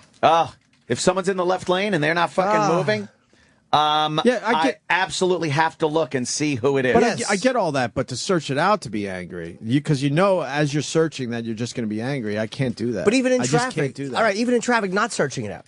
What's the use? And I know this intellectually, but why get so enraged? It's like, but I do it, and I do but it. That's more normal, I think, than actually searching it out to be angry. But that's my point. But it's the everyone same, has it in them to be angry, of course. It's the same drug, though. It's like the difference between. I hate to use the drinking example. It's the difference between drinking at home and going to a bar. Like it's the same fucking thing, and I don't know why. I know that there's nothing I can do about it. I know it's irrational. But the idea that somebody up there is wasting my time makes me fucking. What is it? Maybe Carrie Fisher even said it was a good way of saying it. But anger is like poisoning yourself because you're mad at somebody else. Oh, my anger hurts almost nobody but me. I suffer with it. I sit with it. I fucking seethe in it. It gives me headaches. I bite my hand. Nobody deals with that but me. It's so stupid. Yeah. It's bad for you. I'll go to websites and fucking. That's where I can't. I just can't do that. Like I gotta read shit that's gonna piss me off. Like I said, if someone's in the left lane, I can't just pass them and not. I have to look so I could go. Well, that fucking figures. Yeah. Of course. That's normal. Or something that sounds like that. That's more normal than searching it out on the internet, though. That's my point here. One is more common. I can't search it out. But it's the same thing. No way. Yeah, no, I'm not saying it's not something a lot of people do. Yeah, but I'm just saying I just can't do that. Do you feel like you're making a difference in it when you do all that shit? Well, actually... Hey, they got video of the confrontation. Hold on a minute. The path of an oncoming train. Onlookers tried to wave down the train operator as Han tried to climb back onto the platform. So there's Train's the two having brakes did not activate. They got video of the actual confrontation. So why are they blocking out the guy's face? Or could have been done to prevent this tragedy.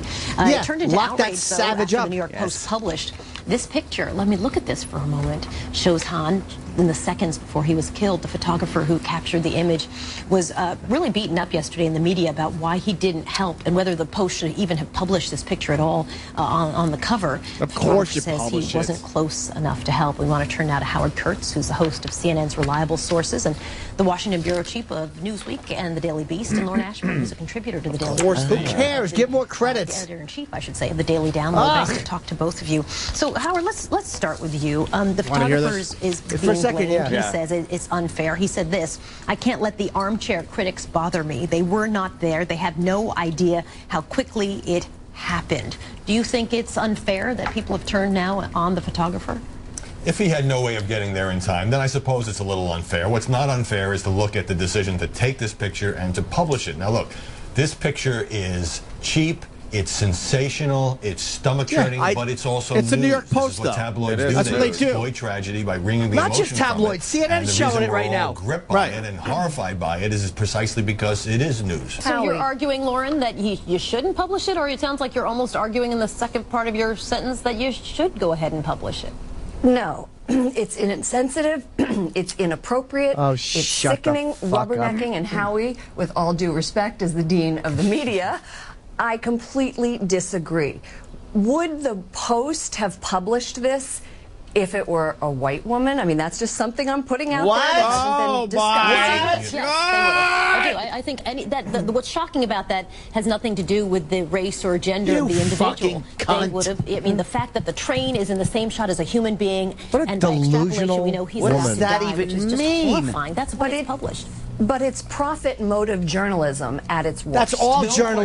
question the Post is trying to sell newspapers on the newsstands. But here's my question. If this photograph is Show so it again, over by the pale way, and so CNN. horrifying and so unfit for human consumption, why is it on every website in America? Why has CNN shown it 5-6 times in the last hour? Thank you. Well, the question. Thank you. Yeah, I guess the question is, could he have done more? See, And maybe she's not that's going to a answer that completely question. separate question. I think it Because is she's a trying to separate make believe question, she's and above I what the think Post that did. nobody, as the photographer has now said, can know what happened in those 22 seconds. Well, And Lauren the Penner Ashburn. Institute, which is a journalism But he had a education good group, fucking observation or has said question there, and that she ignored it. He has an Yeah. obligation to help. Now, by flashing those pictures, I think that he has made the case that he did try to help. And in the larger picture, you see people huddled in the corner. No one is running forward to help. Because that fucking I don't know how I savage feel was about it, still because there. On one hand, it is so disturbing. Yesterday, I thought, God, if that were my father, I mean, if that were your dad, and not. you see a picture of You're people taking Asian. a picture and not going in to help them, I would never sleep again. Right, but it's also very sensationalistic. What is the public good by seeing this picture? It's news. Because this is It every New happened. Yorker's nightmare. Anybody who's ever been on a crowded subway platform It's news. fears being What is groped this or woman? mugged or Where does pushed she onto the fucking train. Lauren Ashby? And this captured the. Now, do I like What's her looking at Twitter? this? I No. wanna Would call I her. have made the decision as the editor of the Post to What's her publish Twitter? I this? wanna call her. But I do know. think if you're a tabloid in New tell York me. City, it's not the picture is not obscene. It is just capturing that horrifying moment before death. Right. I do still wonder why the photographer's first instinct was to take pictures. Because he's a photographer. Howard Kurtz and Lauren Ashburn. And he's because because he's a photographer. So I had this You morning on dummy. Starting Point. It's- How come it's, Zapruder new didn't movie throw getting the lots of camera down and Oscar go buzz, running but and with pick that- up brain chunks? There you go. Right? That guy, Howard, he does a good job. Oh. Of course the Post should publish it. Of course. Yeah, they Yes. should. They Of have course. to publish It's that. news. Of It course. is news. And it's a phenomenon that happens from time to time. And CNN and Soledad was just called out, and she had no answer for the guy. Basically, the Post does what they do, and they put it on the front page. And then, like Howard said, now it's on every website, and CNN has shown it 5 times in the last hour. Why is it okay now for CNN to show the outrageous photograph? Right. Yeah. Would they have shown They're doing it? the exact same thing. They're Of course actually they are. They're actually showing the photograph to way more people than would have seen it originally. Yep. It's kind of like the Janet Jackson thing. Remember that when that goes down, and then the media is outraged, and they show the Janet Jackson thing over and over again. Yeah. But for some reason, it's okay that they're showing it to show that CBS at the time was despicable And for how letting come this happen. And how come they have no problem showing dead Syrians on their newscast? I mean, they've shown thousands of dead Syrians, and for some reason, when it's an American, being killed like this, it means more. It's more important. I have no problem that the photograph is on the front page. That's what the Post is, a sleazy fucking paper. Of course they're Yeah. going to put that on their front page. Of course. And I hate the Post, but I'll defend them on this. Of Yeah. course they should put that on the front page. Yeah. And this is why then they're right. That guy did ask a good question, because now that CNN and Fox and MSN, all of them are showing this, Right. But now they can show it under the guise of is this appropriate? Right. It's like they just need an excuse to show Right. it. They're the same pigs in the same piggish business. But now it's a new story. It's the story about should he have taken the picture, and not the story of the guy actually being killed. And they get the chance so to they show could show it. the outrageous picture. And my only issue with the photographer is if he could have gotten there, and I'm saying if this guy wasn't there. He had no intention of even trying to But help he the may guy. not have been able to. But there is a certain cultural statement about, even though it's his job to be a photographer, if you see a guy on the tracks and your first instinct is to take his picture and not help him, that's like saying that my first instinct is to tell the guy a quick joke before the train hits him. It's sickening. But if you don't do it because you're afraid for your own safety, I definitely get that. Yeah. Yeah, I'm not criticizing him. No, for that. like calling someone out for not being a hero. Yeah. That's why they call it a hero. It's something that not everyone's going to do. So, yeah, I mean, especially if you have to get near the animal, by the way. Yeah, and that's what he is. Yeah, why would you get near that motherfucker? Yeah, I mean, it's easy to say, oh, he should have helped, but who knows what anyone would do in that situation, right? Yeah, like, who the fuck But I have more is of to a say? I have more of a problem with CNN. It's all bullshit. Yeah. What, they're taking the high road? They're not taking the high road. They showed the picture too. Of course they did. They should have blacked out the picture. Go, you probably know the picture by now, but we're above this, so we really don't want to show it because it's being shown everywhere. Yeah, how and about we that? feel like we shouldn't be showing the picture, but we feel like we should discuss this. Mm-hmm. No, they showed it, and then Howard calls her out on it. And she makes believe she didn't hear him. Yeah, she didn't answer that one, that's for sure. Fuck, I hate these people. They're just not honest. No, not at all. They all can't wait to show the picture. It's kind of like the Freak Show, right? Freak Show went away because everyone decided it was outrageous. It was like not right. Yep. So what do? They now show freak shows on TV, but they package it like they're helping the people, like quarters and all that. You know what I mean? We're still showing freak shows, but we figured out a way to dress it up so it's okay to show it. We could show it in this light, under the guise we're helping the people or educating the people. Yeah, they try to put it in some weird context It's where all it's okay. It's all dishonest. I think the focus here should not be on the photographer and stuff. He did what he does. He's a photographer. He saw an amazing thing happening and snapped pictures of it. I'm sure the guy videotaping the Hindenburg video, filming the Hindenburg, could have put that down and ran up and pulled some people out of the fire. Right. Why throughout history, people film things? It's what you do when you're a photographer. Plus it all depends what you're seeing, too, because it's obvious the guy set up his own situation on the platform by confronting a lunatic. Yeah. The lunatic shouldn't be there in the first place, but now you're confronting a lunatic. And you see, this guy get pushed onto the tracks going, holy fuck, he did this to himself in a weird way. Yeah. Then do you help? They got to rouse these animals out of the fucking away from where people are going to be hurt, and not worry about fucking lawsuits or accusations of racism or anything else. Just fucking get rid of these maniacs. I agree. Get them away from where civilized people are trying to fucking be productive. There's a funny picture in the paper today. They show a platform with everyone waiting for a subway train. Yeah. Almost every person in this photograph, I got to find it during the break, is pretty much up against the wall. Up against the wall. That's the place to stand. I make sure there's no one between me and the tracks. Every Always. time. Yep. I ain't fucking getting near the edge of the track. Believe me, I'll know when the train's coming. I always walk to the end of the platform because there's less people, and then up against the wall. Every There you time. go. That's where you can find me. There you go. You can find me there. That's where I am if you want a fucking picture. Correct. Absolutely do the same thing. Why would you fucking get closer to the goddamn track when there's maniacs around? Fucking lunatics. I just called Lauren Ashburn a dope. She's an idiot. Why would they put it if it was a white woman? What a dummy. First of all, absolutely they would show that. Oh, of course. That would sell even more papers. Yeah. They would absolutely show that. I mean, It was general, an Asian man. I think in general, society would feel way worse for a white woman than an Asian man. That's just how it goes. She'd be seen as more helpless. Right. Of course they would show it. But believe me, and this is God's honest, I know this.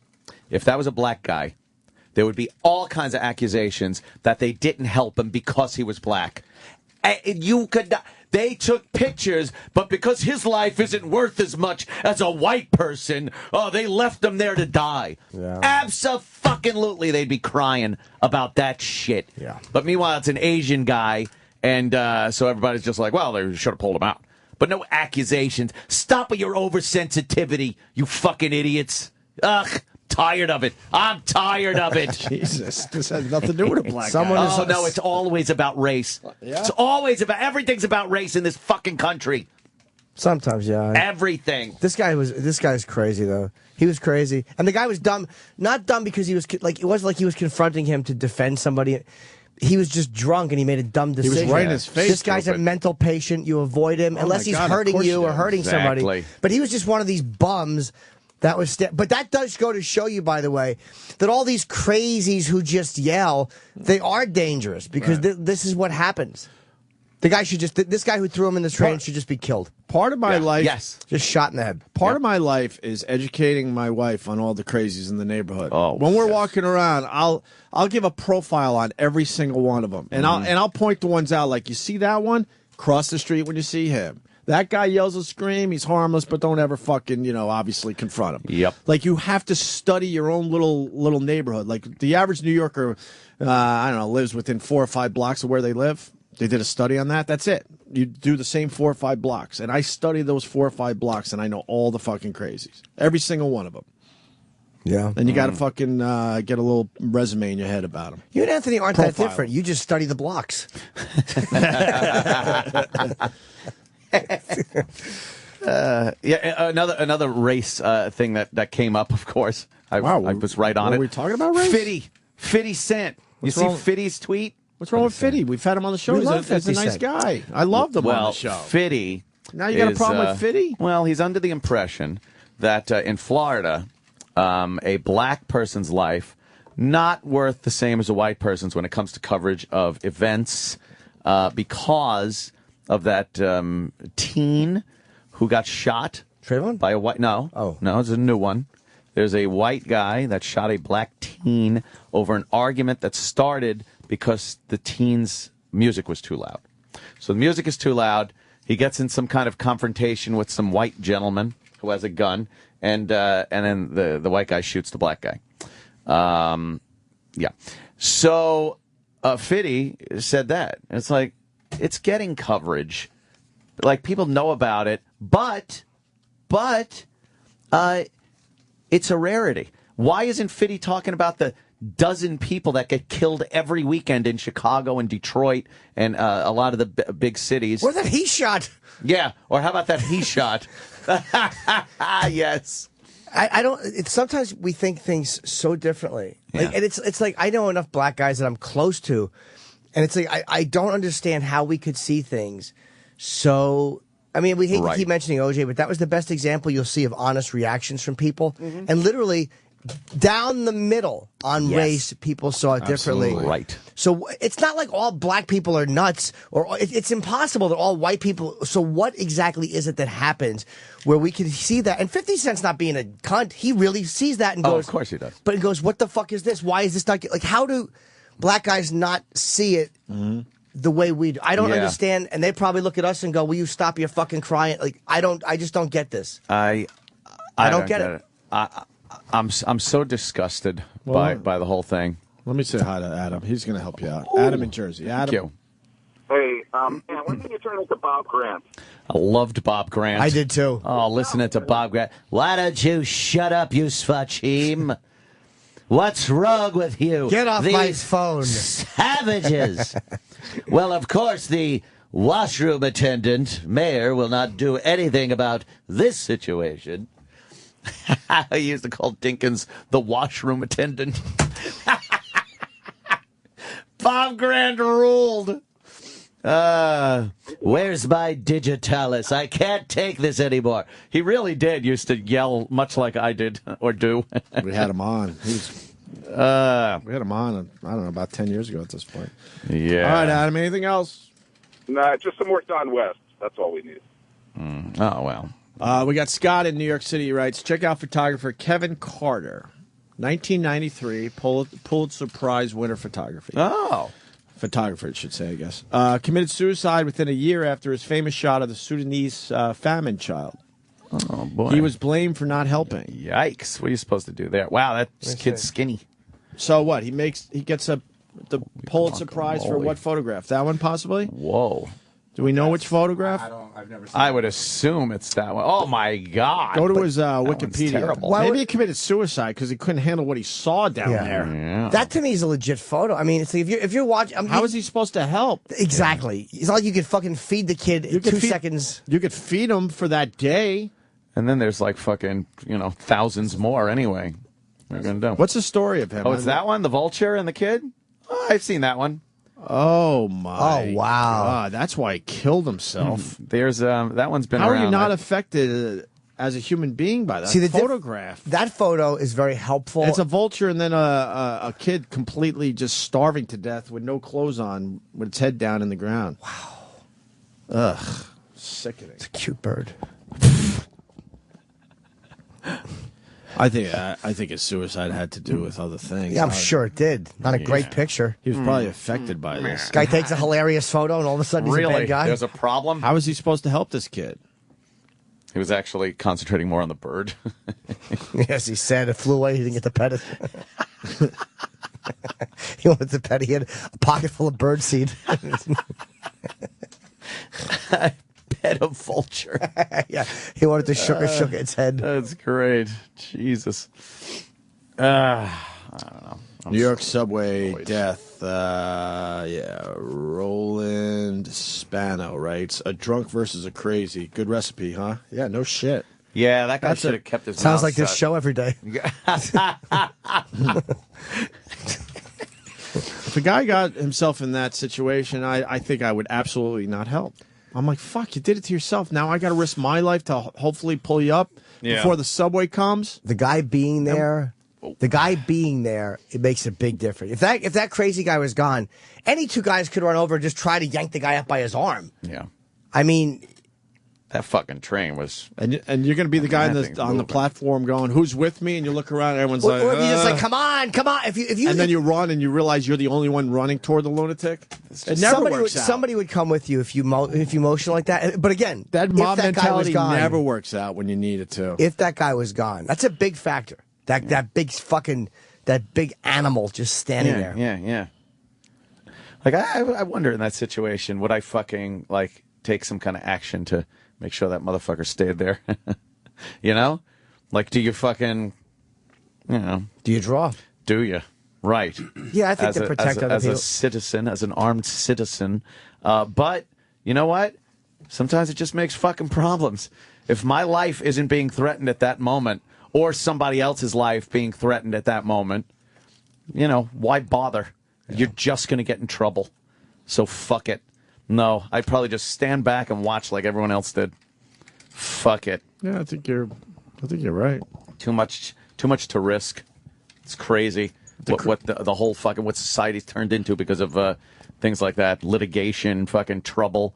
I mean, there's a guy that was working at fucking an auto parts store, I guess, one of these chain auto parts stores, and guy came in to rob the place, had a gun.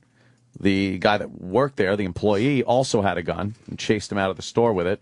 And they fired the guy because they have a zero tolerance policy or some shit. Wow. But it's like, the fucking guy came in with a gun to rob the place. Right. You're lucky that the employee had one and, was taking care of things. And then he gets fucked over. It's just not worth it. It really is silly. Yeah. Was he illegal or illegal? No, totally illegal. Here you got a completely legal gun. Where was the auto parts store? It was AutoZone. Was that the one? Whatever it is. Good old AutoZone. I'm not sure where it was though. What city it was in. It's so fucking. I get questions on Twitter all the time, like, Anthony, can you do this? Would you do this in this situation? And it varies so much from case to case and from second to second in a situation. Per second.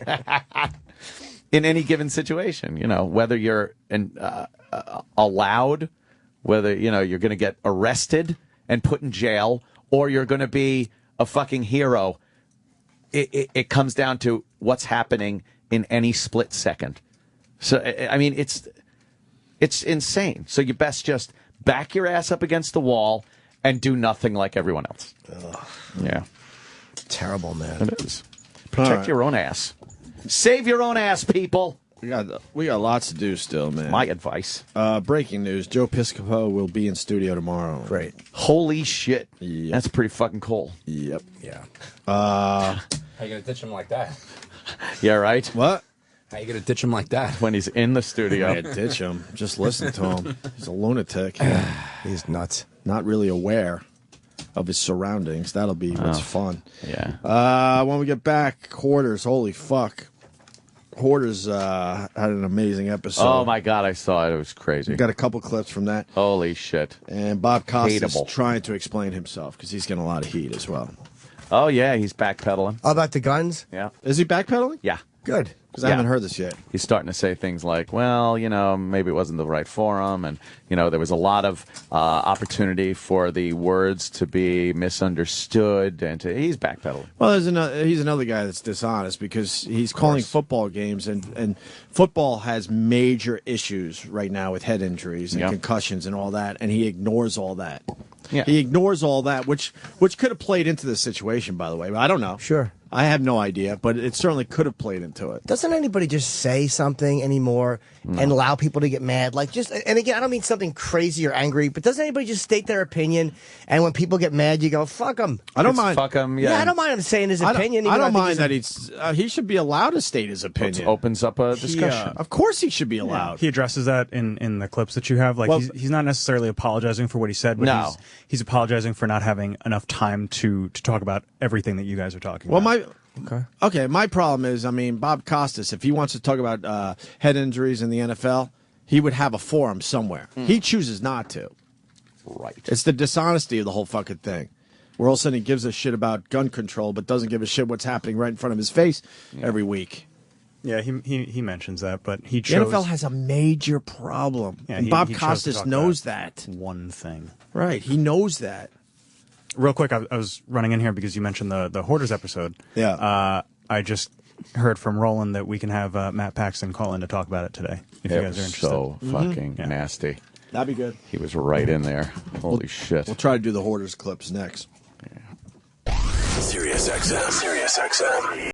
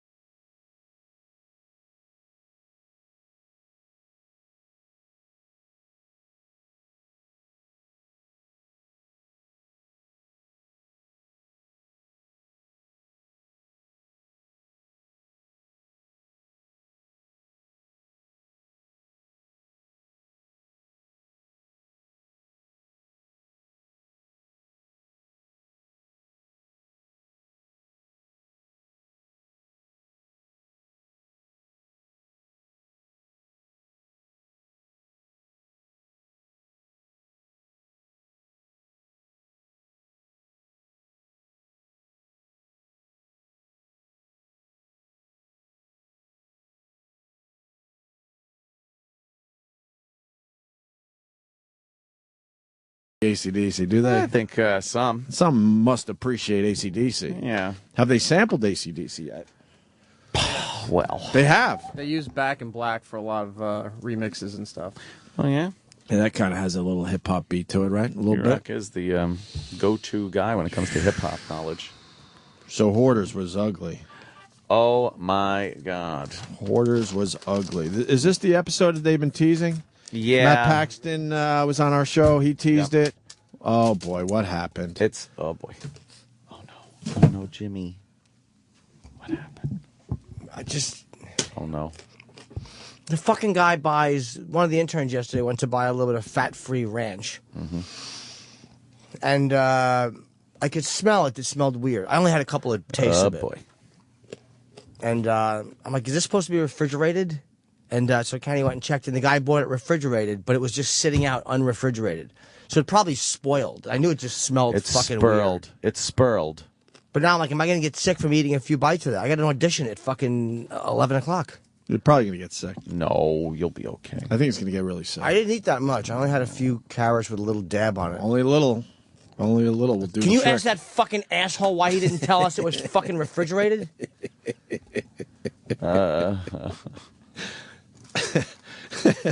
Holy shit. Let's bring him in here.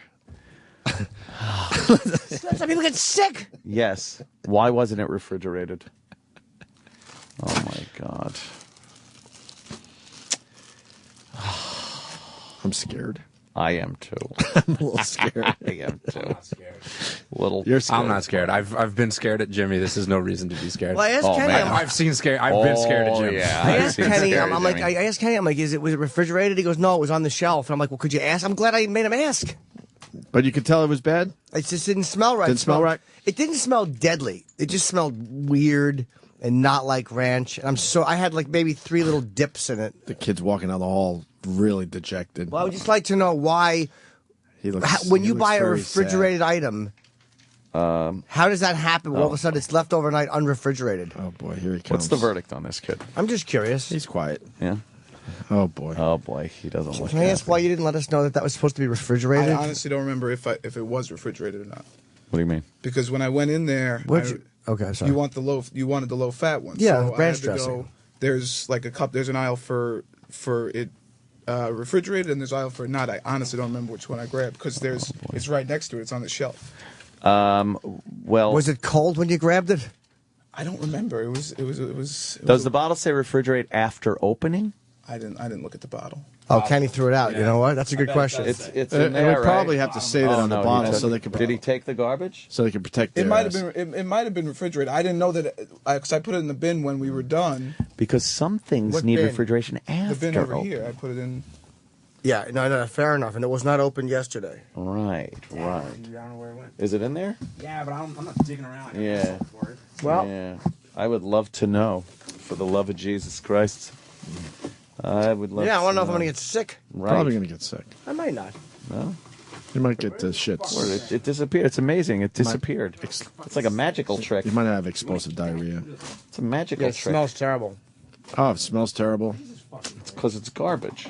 That's why Want I. me to go grab you another one? That's why I smell everything. Got to smell this shit. Got to smell all of it. In there? Yeah, it's all in. Of course, it's at the bottom. It's Yeah. very heavy. Garbage. Looks like a picker. bunch of cum or something. All right, you got it. Let's see. All right, what does it say? Usually on the front, it'll say refrigerate or keep refrigerated. Refrigerate. Oh, keep shit. refrigerated. Smell it, Danny. No, I'll smell it. I don't It give a doesn't fuck. smell that bad. Honestly, Let me smell it.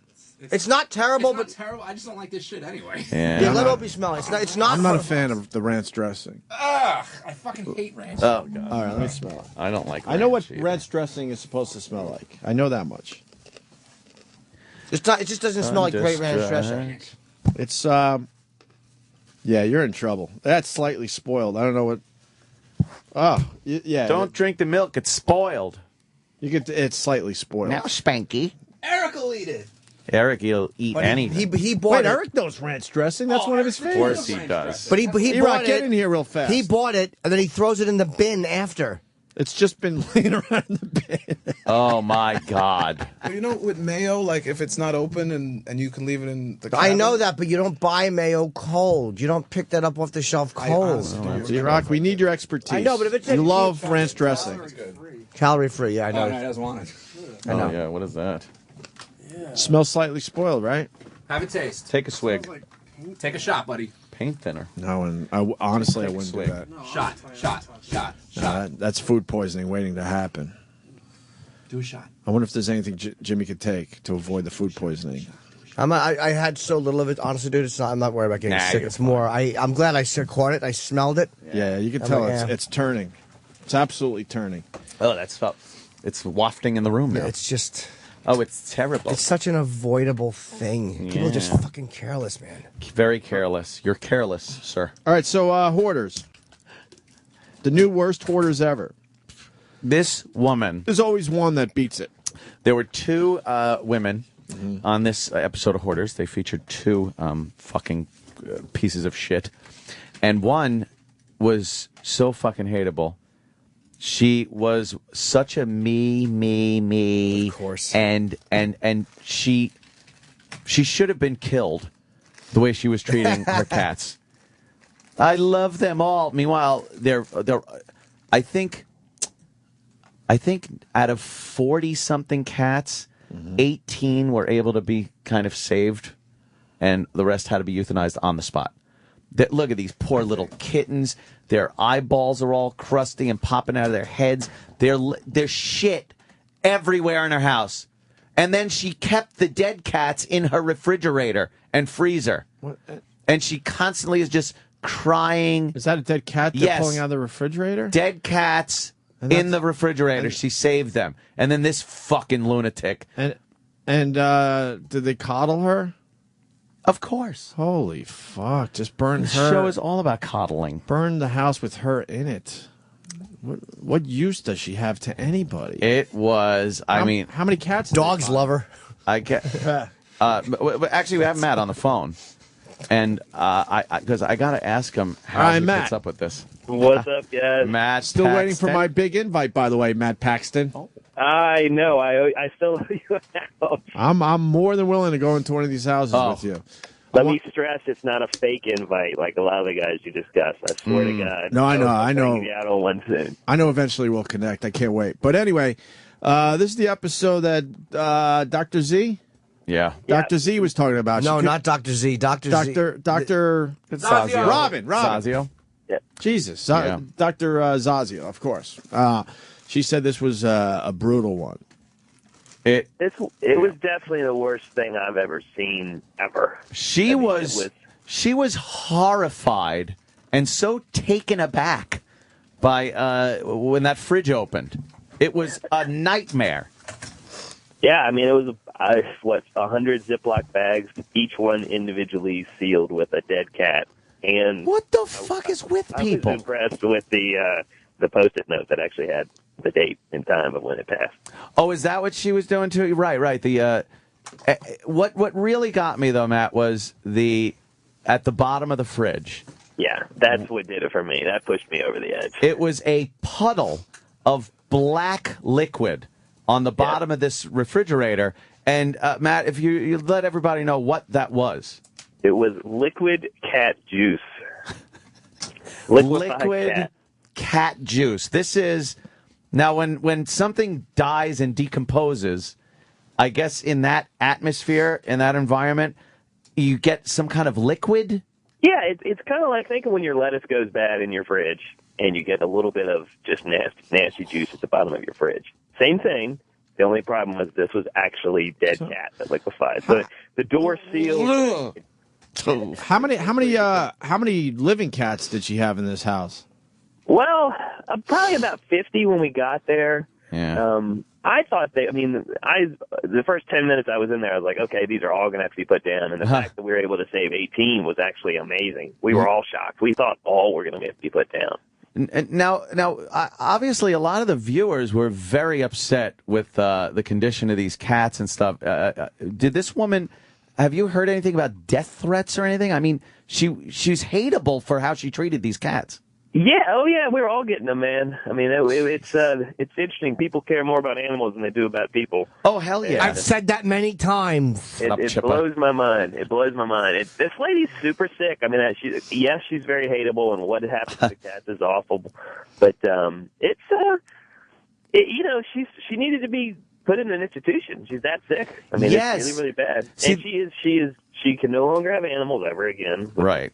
You would think obvious. Oh, God, really? And then she's in some pretty serious aftercare therapy now. I would assume because, like sometimes it's presented on the show like, all right, we cleaned up a room in her house, got rid of the animals, and now she's living in there. They're so mentally unstable that no way that would last. Like she's just going to do it again without some kind of aftercare. And how many dead cats do they pull out of this joint? Do you know about, Matt? I stopped counting after 200. Come on. Oh my God. Over 200 dead cats. There were 2 days of cleaning that they didn't even show because it was too gross. Shit. I mean, there was a situation that was worse than the fridge. Really? All right, hold on. What was it? It was a cooler out on the porch. Oh. That I opened up, the same situation, and it was about a foot high of just liquid cat juice, and I had to it was like bobbing for apples, for dead cats. In the closet too, with the Ziploc bags, and it looked like you had taken a Bavarian cream jelly donut and smashed it in a plastic bag. Amazing. Yeah, the Iraq Order special. I don't think that's going to be a viral video for YouTube. The cooler full of kitten dead juice. Oh, it's dead kitten juice. It was beyond. I get off on this stuff. I love really nasty stuff, but it was more than I could take. I actually got all that liquid cat juice on my Tyvek suit, like my biosuit, and I've never had it go through the suit before. The acid actually ate through the Tyvek suit into my clothes, so I actually left that job. I threw all my clothes in the dumpster and had to drive home in my underwear. Fucking Matt I rules. can't imagine the smell that was coming off of that liquid. I had a full face mask on, and I had myrrh under my nose, like fragrances and myrrh. So I had like essential oils under my nose to get rid of. What, did you have a job in a manger right after you had to get to? I like frankincense. A couple kings up. It was nasty, man. I mean, it was the most pungent. Like, it's a real, when you get that bad of decay, it smells like those orange chocolate candies. Like it smells like dead animals and then orange citrus at the end. Holy it's really nasty. Amazing. So odd. We got a couple clips, short clips, so stay on the line there, Matt. Oh, God. All right. Here's the first one from last night's Hoarders. My mother had a kitten, and there was so much ammonia in the air that its eyeballs popped out. Oh. I've seen plenty of dead cats in there.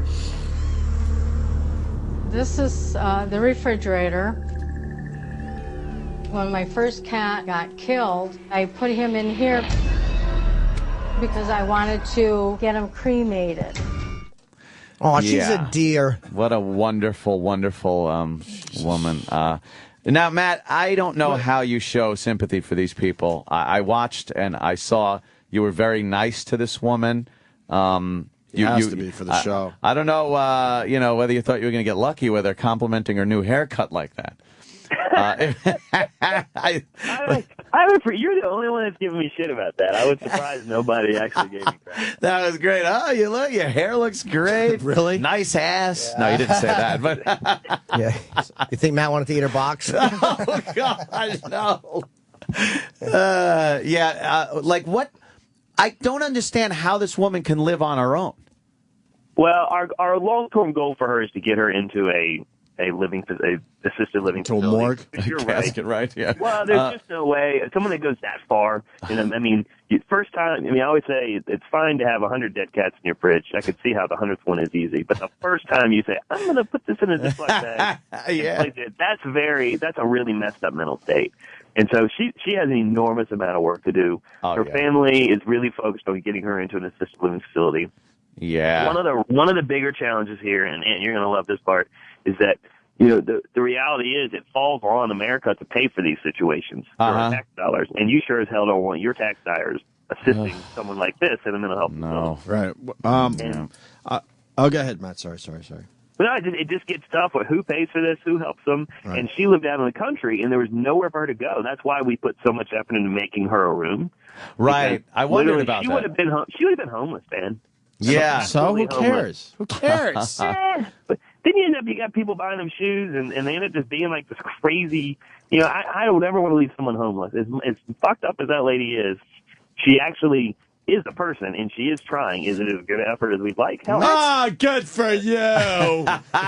Matt's genuinely a nice guy. Like you could tell he really does care about these people, and I can't imagine that. What started it when she realized she looked like Paul Williams? Was that what began to spiral her? I said John Denver. John Denver, yeah. Chubby John Denver. Yeah, I would say Little Enos, but Little Enos. We got a clip here of her trying to give a dead cat some loving. I probably have in frozen and refrigerated cats between maybe 75 to 100, if not more. She thought she was going to get money to have them all cremated, but that never happened. Percy is the one up here. Now, I know I should be disposing of them, but I just love my little cats, and I didn't want them to leave me. Oh, boy. I always say I'm sorry. I am sorry. I'm nuts. But, I mean, I just don't want you to die. Oh, my God. Hey, Matt. Oh, boy. Is she sad? Oh, she's Matt. so sad. That's a great question. Now, obviously, she started out as an animal lover, meant to do the right thing. How did it get to this point where it just got completely out of control with cats dying all around her? Yeah, I always say, when I was a gambler, I would, play slots or want to have fun, and then all of a sudden I'm gambling, $15,000 a night, and it creeps up on you over 10 years. And she didn't. What was so new about this order was usually they're in a real big fog, like we say they're paralyzed, and she literally came out of that. Dr. Zazia was a really good therapist, and Robin basically helped her realize what was going on, and we made her clean out that fridge. I was totally against it. I thought it was the wrong thing to do, but Zazia is the doctor, and she pushed it, and she was right, because what happened was it was a holy shit moment for this lady, and she was like, oh my God, I can't believe I'm doing this to my animals. And so the reason she was so hysterical, and a lot of people didn't believe it, she was literally in hysterics because she realized what she was doing to her animals. Oh, really? She finally she really. Why was she laughing though? Wasn't quite laughter, Jimmy. Oh, he's in hysterics. Yeah. Oh. Yeah, when she's taking. It's very difficult for me to put her in a positive light. That is my job. That's what I have to do. I have to, as much as you want to hate someone, I always say you want to hug them more. But my job is very difficult on this one. This was a very awful, horrible situation. But I'll choose humans over fucking cats any day. Yeah, a lot of people won't though. They were fucking. A lot of people were pretty much pissed. the only one. Oh, I got all the death threats that I normally get on these cat hoarders yesterday. And, a lot of people care way more about kittens than human beings. Oh, kittens are adorable. We got a clip of Matt Paxton from the show last night. Oh my God. Is that a dead cat? She's saving the dead bodies. And a lot of people say, what's that about? It's actually not that uncommon. She has an attachment disorder. It's an inability to form normal attachments or to be able to let go. You're probably going to find more. Oh my God. So, Matt, that's you finding dead cat bodies in the closet in plastic bags. Yeah, with the mask on. Right. Yeah, I was actually catching cats in that. We always joke we were chasing pussy in that closet, trying to get as many cats as we could out of there, and they were just bouncing off the walls. And I put my hand down, thinking I was picking up trash, looked at it, and it was that Boston cream pie bag of cats. She had dead cats everywhere. Everywhere. What a lunatic. But really an attachment disorder? She's just fucking nuts. Jesus Christ. She's if it's not the detachment disorder, like what combination of things do they finally declare you fucking nuts? And then you call them out on it, and they'll go, I have a detachment disorder. Right, exactly. So they don't take any responsibility whatsoever for the situation they're in. This is what will blow you away. We could not get her committed. Oh, really? No, not possible. Trust me, we went down that route. Well, what was the reasoning? Why not? It's almost impossible to get somebody deemed mentally incapable. You really are kind of taking away their freedom. So if they are a bit eccentric, they still do have the right to exist. But she's causing injury to animals. She's not just being crazy in her own house. She's causing injury to other living things. And she gave up the rights to all the animals. Yeah. Okay. Yeah. And legally, there's so many legal hoops. Trust me, I've never looked at that option so much in my life. I mean, doctors, literally, we did not calmly discuss that. I mean, Robin and I had it out for about 4 hours trying to find the best. Oh, that's in poor taste. You gotta have it out. Jesus, Jimmy. Sorry. She was horrified when that fridge opened for the first time. I've never seen her react like that. She told me, by the way, I'm sorry, Matt, when Robin was in, she wouldn't say on the air what the worst one was. But off air, she goes, it was liquefied cats. Yeah. She was devastated. I felt so bad for Robin. I mean, you guys know her. She's a good woman. She really loves animals. And it pushed her beyond her professional limits. I mean, she had to remember to keep being, wait a minute, I'm a therapist, because she was just as angry as you guys were. Yeah. She loves those animals. It was really hard for her. I could give a shit about animals. That's so funny, because, you see Matt in there, and he's just like, look, this liquid cat. Yeah. I mean, I was like, wow, this is going to get me on O&A. I know it is. That was a good one. There's definitely a new... I can block it out. She can, and she shouldn't. I mean, she really loves animals. It's hard for everybody. I mean, camera guys are messed up. I mean, Jesus. This is one where people have to, we all have to go to therapy afterwards. Yeah. Well, there's a new phrase that I've picked up. I'm going through some of these clips. You could watch this episode actually right now if you go to aetv.com. Fecal dust. Ooh. Yes. I heard there was a clip where there was a lot of fecal dust in this woman's house. Oh, I saw them at Lollapalooza. Look at a good band name. I mean, second stage, of course. This is how bad this house was. We're forgetting the 3 foot of cat shit all the way around the house. I mean, one big piece of petrified cat poop. It was everywhere on the kitchen counters. And everywhere. You know what was really disgusting me as I'm watching this is that this lady is wearing flip-flops, open-toed flip-flops throughout the whole thing. Imagine having a foot fetish and you're dating her and there's always cat duty in her feet. Jimmy, it would ruin your foot fetish. Another thing about this this house, not only the cat shit all over, but when they clean up, and then you make a nice little room for her and whatnot. And then they talk about, well, you could have people over and eat. I would not fucking eat in that house if they nuked it. It's the disgusting cat shit on the counters. I'm sorry. I don't think you could ever totally get rid of that. You wouldn't take a spatula and shove the duty aside and put down your Pop-Tart? We literally had to take that house down to the studs. There's no way to clean it. Why not just burn it down and restart over? Dig a hole and just restart. That's obviously awful. There's nothing there. We did look at burning down as an option. That's something I knew nothing about till this season, and I've had 3 houses I've had to look at controlled burn. And she lived too far into the woods. This is a very rural community. Yeah. And we couldn't burn it. The fire department wouldn't come and burn it. But we've had 2 this year where it's safer to just burn it. Yeah. That other one that was featured also with Adele. That woman was batshit crazy. Adele? Dude, Yeah. The singer is batshit? Oh. Yeah. I would take my given that between those 2, I'd take mine every time. That other one, no way I could have handled that. She was, her kitchen was full of just garbage, and she was making eggs in the kitchen. And then she's rationalizing how she keeps it sanitary. I mean, well, she doesn't. There was a bucket in the kitchen that she pissed in. Because she, if she's in there, why go to the bathroom? Yeah, sure. That, by the way, didn't work. And then she was demonstrating for one of the gentlemen how she flushes the toilet with water that she puts in a little watering can from the bathtub and pours it in the toilet. And as a little extra added demonstration, she left a few pieces of shit in the toilet to show. That's nice. How I was horrified. Horrified. Oh my God! It's just a great show. God damn! I might not catch it the night it's on, but I DVR it or catch it on demand because it's. You are a caring person. I hate people, so it gives me that energy I need for more hatred. Well, and that balance is why the world goes around. Exactly. And I watch a little bit, but I don't want to search out this mental illness crap. Yeah, right. It's because it'll drive me nuts. I know it's around, and I know it affects people's lives, and that's one reason why I can't watch this show from beginning to end. But I'll check out a couple clips here and there.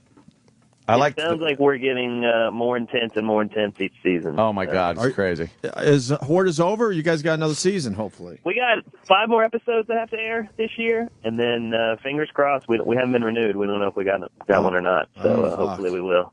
That guy that was wearing the sunglasses and hat because he didn't want to be identified.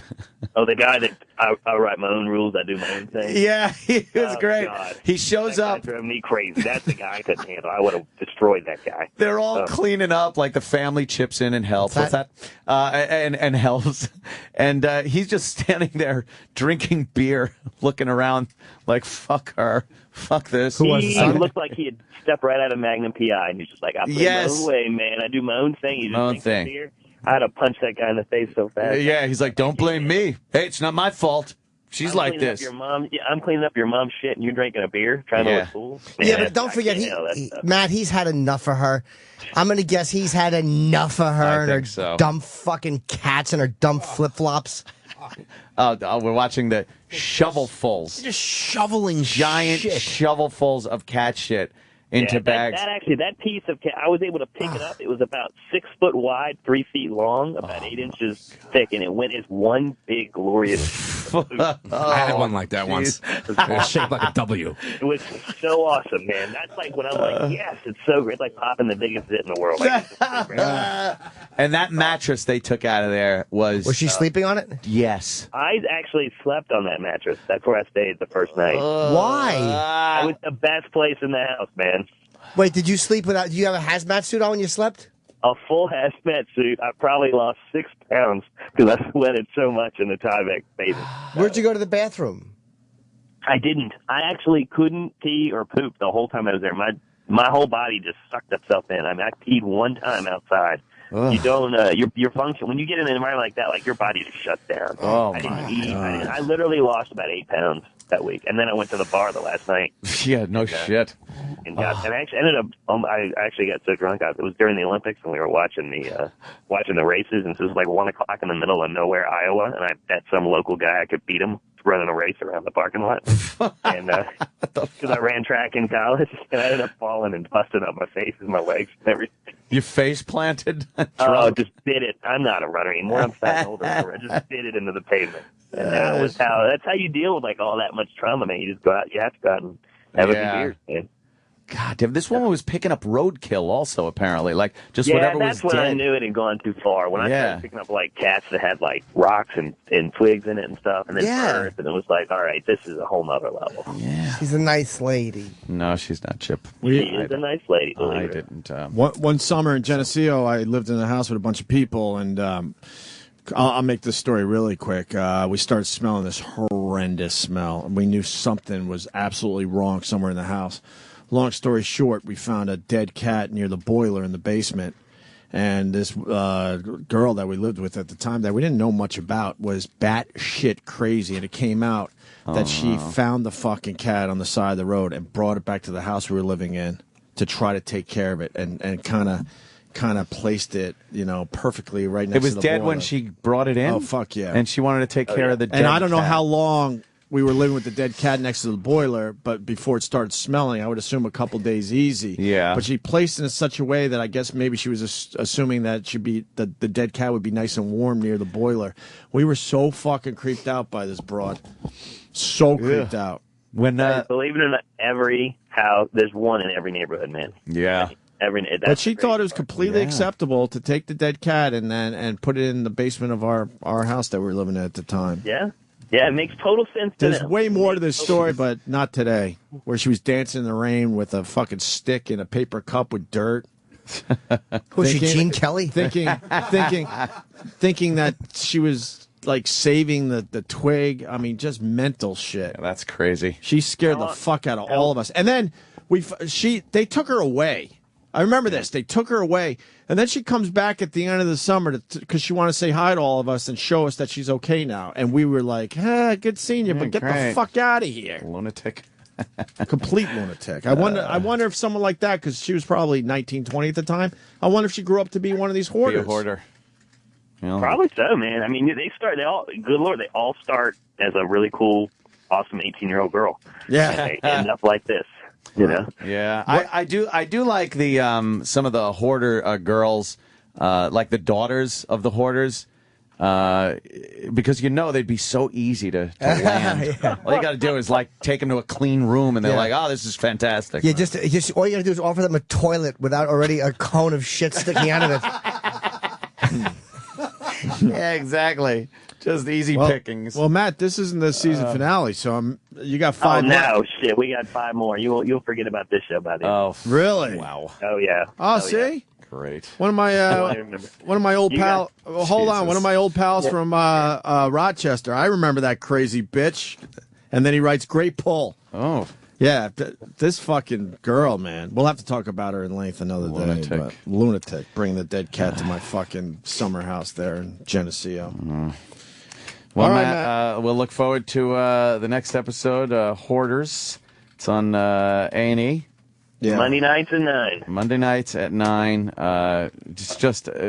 Each episode just gets more mind-boggling than the last. So, all right, Matt. Thanks for checking in. Hey guys, thanks always, man. I'll talk to you soon. Cool. You should get that Thanks, Twitter Matt. plug out. What's wrong with you? All right. Yes. The what plug? Twitter. Oh yes, at Clutter Cleaner. And if I can really put a plug, I got my Golden Poop Holiday Christmas ornament. We're almost sold out. Ooh. Check them out on ClutterCleaner.com. Do it up. Yeah. You guys have some coming to you. I got them. Nice. Can't wait. Get them on my tree. There you go. Always. All right. Thanks, guys. Have Thanks, a good Matt. day. All right. Later, man. All right. Matt's hilarious. He's great. He likes to party, I think. Yeah. Partying guy. What tipped you off when he broke his face open running in a bar parking lot? Yeah, it goes, I think. The signs are all there. He became more relatable to me at that point. I remember face planting on the bottom of my pool over the summer. That's right, you did. I had a great, I think that was last year, though. The end of last year. Dove in the pool off of the jacuzzi waterfall thing and just face planted. That's great. Who are these people walking down the hall? Who are these Liberty? people? Liberty? I hope so. Liberty people? Let's see if they look into this room Let's and they smile. start pointing about what they can do. You just see them make X's on their Yeah. clipboard papers. Yeah. Nah, we don't need this. Well, the guy starts pointing out where he's going to want the desk in here. And like, I'm going to put my phones over there. Yeah. What do you think? Liberty? Kind of looked like it. That shit going down. Kind of looked like it. It's going down soon. It's not going to be good. No company comes in and is good. No company comes in and spends more. What do you mean? Sirius came in and that was good. Oh, right. That's a good point. Yeah, I actually didn't yeah. think That of worked that. out great for XM. The merger. Right. We're the last XM employees, I believe. I'm into murders and executions. Oh, mergers and acquisitions? Yeah. Man, the XM people never had a shot, especially behind the scenes. No. They kind of had to take some people from both sides, and then they made those people fucking quit, or they got fired. They never had a shot. Some really, really good people, talented people. Ridiculous. But that's what happens when one company takes over another. How's Elo doing with Oprah? Oprah's fucking tail in a tailspin, in a fat tailspin. I don't think she's in a tailspin. I think she's in a tailspin. She's reinventing herself. As what? Just as an all-encompassing media mogul. She seems to be trying to reinvent herself as what she was. Like a talk showy host kind of a thing. She didn't really want to do that show on a regular basis anymore. She wanted to expand, so she's got her own channel. So it's taken time to grow. I don't think it's growing. Yeah. I think it's a failure. I think it's a failure, and I think Elo has a lot to do with that failure. Wow. I don't know. I'm just speculating. Just speculating because he left us. No, I think that the failure... He did leave us. Abandonment issues we have. I think it's more because she tried too hard to be a woman's channel, and that's not enough of a demo. It's like her. It seems to me that everything she had was geared towards the same fucking person. Yeah, they got to go for more demos, obviously. Give me a show on the Elper Network. I'll just sit there with my carrots and talk about life. My bag of carrots. Jim and his carrots, we could call it. That'd be a great show. Sure it would. Yeah, you make a good Jim point. and his carrots. You can't Maybe if you shove them up your ass as you're doing the show. That's the big reveal at the end. I have a giant one in my hiney the whole time. It's like the Sixth Sense, except there's a carrot in my ass. It's been there the whole time. But your point is made. You can't be too niche. No. Oh, niche. What happened? Nothing. Another racist word? Of course it is. That's close to niche? Of course it is. Which one am I missing? You know what amazes me, too, about the N-word? The ease with which you say it, sing it, think it, and breathe it. Yes. No, it like when you see somebody like that Subway push fucking platform guy, like, you don't think people are using that word to describe him? When they pick up the paper and go, that fucking... Yeah, of course they're using that word. People that say, oh, no, I never even think the word. You're a lying sack of shit. Well, when somebody does something horrible, and especially when it's done to you or your family or something like that, and you want to pick out the worst possible thing you could do to them or say to them, right? And for a black person, that's it. Take that. So when you're wronged by a black person, you automatically think that word. Don't be dishonest to me. Take that up with Sean Hannity. We asked him that exact question. Of course. And he said he's never used the word and he's never thought of the word. Bullshit. Bullshit. We could pull the tape. There's no one that doesn't open up the newspaper, see a fucking guy that pushed a man in front of a train, and if that guy's black, you're gonna fucking use that word. Why would you back off one notch? Why wouldn't you go to 10? With an insult or a fucking jab or something terrible that you know that's the worst thing you could say. And if the person is completely despicable, you're not going to go to 10? Bullshit.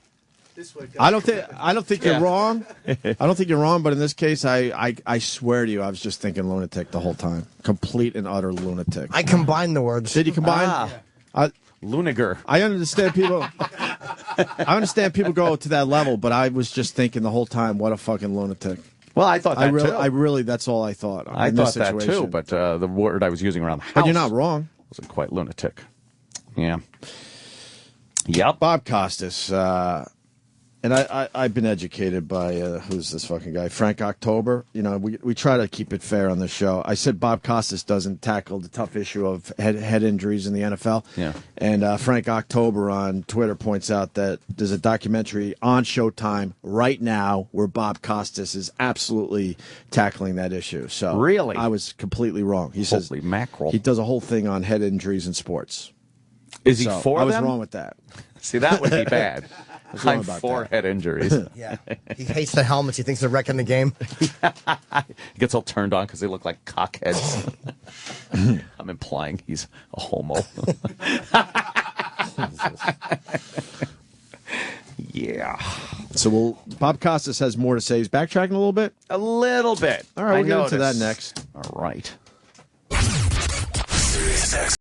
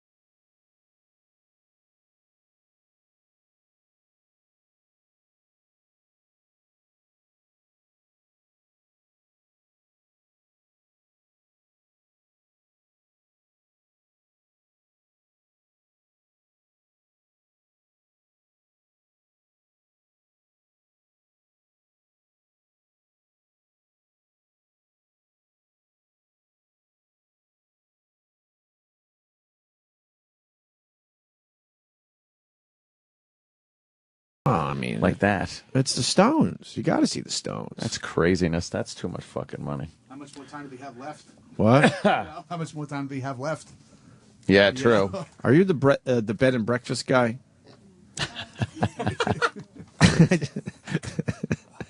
The gig. Oh, Foot, yes, Jesus, yes. help me Oh, out here, sorry. Henry. 3 hours We of always sleep make will do fun that. of you and your bed and breakfast Oh, yeah, gig the you bed- do once oh, a year. yes, the one in Michigan, right? Maybe that was a little too obscure. I'm the sorry. Holly Hotel, Yeah, the Holly Hotel. Yes. Yeah, boy. It makes- Joseph Curry. Yes. Joe Foot. does.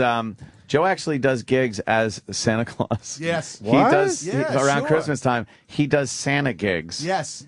What is are those? What's a like, Santa gig? Is it lucrative? Yeah, it does. I make a lot of money during December. I come in, I go in, I sing a song, I read the what the hell do I read? The night before Christmas, I sing some Christmas carols. I hand out gifts. The kids tell me what I want for Christmas. I think of my laptop and my new amp getting paid off, and I get out of Dodge. You get a lot of these gigs? Yeah, man. I got like. How do you get involved with the Santa gig? Some booker that booked me for comedy does Santa gigs, so I do the Santa gigs. I got. Oh my God. That's hilarious. I got 3 on Saturday. I got. You have to dress the part, obviously? Oh, yeah, yeah. Does the beard look real? Because you don't have a beard. Oh, yeah, no, I have a really good beard. I got 2 really, really good beards. Do you have to glue it on? Mrs. Curry. No, it's not glue on. It's all on, and But it looks good. Like yeah, it looks really It good. looks like a real beard. Yeah, real beard, yeah. Do you have pictures of you as Santa Claus? Yeah, I'll put them up on my Facebook page. Yeah. No, I want to see him now. Oh, I don't have them. Oh, all right. Who doesn't have pictures of everything in their life right there in their pocket? Of course. It's crazy. Have you seen my life? Why would I want to fucking document it? Really? It's good to know everything's going so well that you're taking Santa gigs. Yeah. I know you're like, Tis the season. you're rah-rah about it, but holy fuck. Hey, I got to pay you off some stuff. I hear You do 3 in like one day? Yeah, I'll do 3 to 4. And what are the events that you're doing this at? They're kid parties Kid and stuff parties? like that. I did an adult party last year that sucked. Yeah. You know, I go up there. Now, Santa Claus, what do you do? I pull like carrots out of my ass. What do you think I do? And then I'm trying to mingle with people, and a lady accuses me of eating food there. I'm like, how am I going to eat with white gloves and a beard? You're not allowed to eat the you're not food even as allowed Santa to Claus? eat? No. What the fuck's wrong with these Santa people? Claus eats. Yeah. No, I tell you though, I did one last year. It was a big ritzy house up in Ritzy. Morristown or something like that. And this nice lady was putting on a show for all these kids, and she had like wild animals there for the petting zoo. So they have a llama. I'm sitting there, and they let the llama come in the house, and I'm like, please, if there is a God, let this llama shit in the kitchen. There's a God. I laughed like a motherfucker. That was the funniest thing I've ever seen. Now you got the fake belly and everything? Yep, fake belly, all that stuff. And you have to let me know. How much do you get for a Santa gig? Like $125 a gig. One and a If you're doing quarter? 3 or 4? 3 guys, yeah, like $150 and stuff All like cash that. under the table? Yeah, yeah. Oh, there you go. that huh? adds Do you ever up get a after while. rod? Yes, as a matter of fact. Oh, shit. Those little feet? No. No, Stepping Uncle, all over your fucking thighs? no, Uncle Paul, not in that respect. There's a lot of hot chicks. They go, I want to sit on Santa's lap. And it's Oh. like, man, these Oh, hot really? chicks, yeah. And at the office parties, they're drunk as a shithouse rat. It nice. rules. It Yeah. rules. Office parties, right? I Yeah. forgot about What that. do you fucking like grab their hips and hi? Yes. What's your Santa voice? Oh, ho, ho, ho, Merry Christmas. Come on and sit on Santa's lap. Santa smokes a lot. It Yeah, sounds no like. kidding. Well, the good part, I had to, sometimes I do Christmas in July, so I go there, right? And it's Oh, like, that's wacky. Oh, well, it's kind of good because when the women are radio like bending down promotion. to take a picture of their kid, you look up their skirt and you see the hoof. It's great. That's nice. It's really good. Santa's a perv. Yes. You gotta go ho, ho, ho. Get over here. Sure, you give them gifts. Oh God. Well, that's wonderful. That's I feel so bad for you. I don't have my great. checkbook today, or I would be writing a check. Fuck. Help out Foot. Book him. He's a funny guy. yeah. Where are you gigging? I'll be at Uncle Vinny's tonight and tomorrow down in Point Pleasant. My place still there? Yeah, no, he's It survived, huh? Yeah, he did. He just lost power, but yeah, he made out. He made out. But Dino's a really good guy. We were wondering about Uncle Vinny's down there. No, Uncle he's, Vinny's. He's doing 5-1877 Uncle Vin 9:00 show tonight and tomorrow. Nice. Cool, Foot. Thank Well, hang you. around. Sure. Yeah. The Bob Costas guy. Bob Costas. Yeah, I detected a bit of backpedaling. I think he took a lot of heat for his anti-gun statement he made during last week. When was it? Last Monday or No, Sunday? 2 days ago. Sunday. Just a couple days ago, yeah. Saturday, I think. Yeah, halftime he decided to spout off about that idiot. What the fuck's his name? I don't know. Something Belcher, I think? Jovan Belcher? Yeah. Turns out he was out with another woman before he went this home has and all killed the his features girlfriend. written all over it. Head injuries, which may have, contributed to his mental state. He was drunk on drugs, having some kind of an argument with his chick and with another girl, and has a gun. Yeah. But, it's because of that, it's the gun's fault. Take everything else out of the equation. Right. Yeah. So Bob went on Dan Patrick's show. A friend of mine in broadcasting pointed this out to me yesterday, and I agree with him. He said, you violated your own rule, because we had this discussion before. I've always said, if you're going to get into touchy topics, nuanced topics, make sure that you have enough time to flesh them out, that you have enough time to make yourself fully understood, or save them for forums where you do. In this particular situation, the timeliness of it was, if you're going to comment at all, it had to be this Sunday, because this was when the Belcher situation had played itself out. So I'm thinking, well, I can't address all the possible aspects of this, domestic violence, and the possibility that athletes, especially athletes who play a violent sport, are more prone toward domestic violence than people of the same age elsewhere in society, the possible connection between football and this particular tragedy. We know that football is connected, and its effects are connected to other situations. We don't know yet whether it's connected to Belcher, but that's certainly a question that could be asked. The easy availability of guns is another. And so I saw what Jason Whitlock had written, and a portion of what he wrote resonated with me, and given the time that I had, I thought that was one aspect that I could put out there. And maybe I gave the audience too much credit, but I said, if you're looking for perspective, a bit of it can be found. And my implication there, with every second counting, I had maybe 50 seconds total for this. My implication was a bit of perspective. Here's one aspect of it. So I think that my mistake there was that I left it open to too much misinterpretation. Misinterpretation. I like that. I like what he said. Yeah, man. First of all, he's owning it. It wasn't misinterpretation. He meant what he said. It wasn't misinterpreted by people.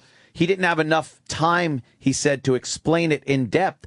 But if he did, that explanation would be no less anti-gun and misinformed on his part than his quick statement was. You're jumping ahead. Am I? Yeah, because Dan Patrick asked him. Ooh. And he's got more time to talk about it. Thank you, Dan Patrick. Where do you stand on gun control? Well, here's where I stand. I do not want to see the Second Amendment repealed. I don't want to see a prohibition on people owning guns. People should be able to own guns for their own protection.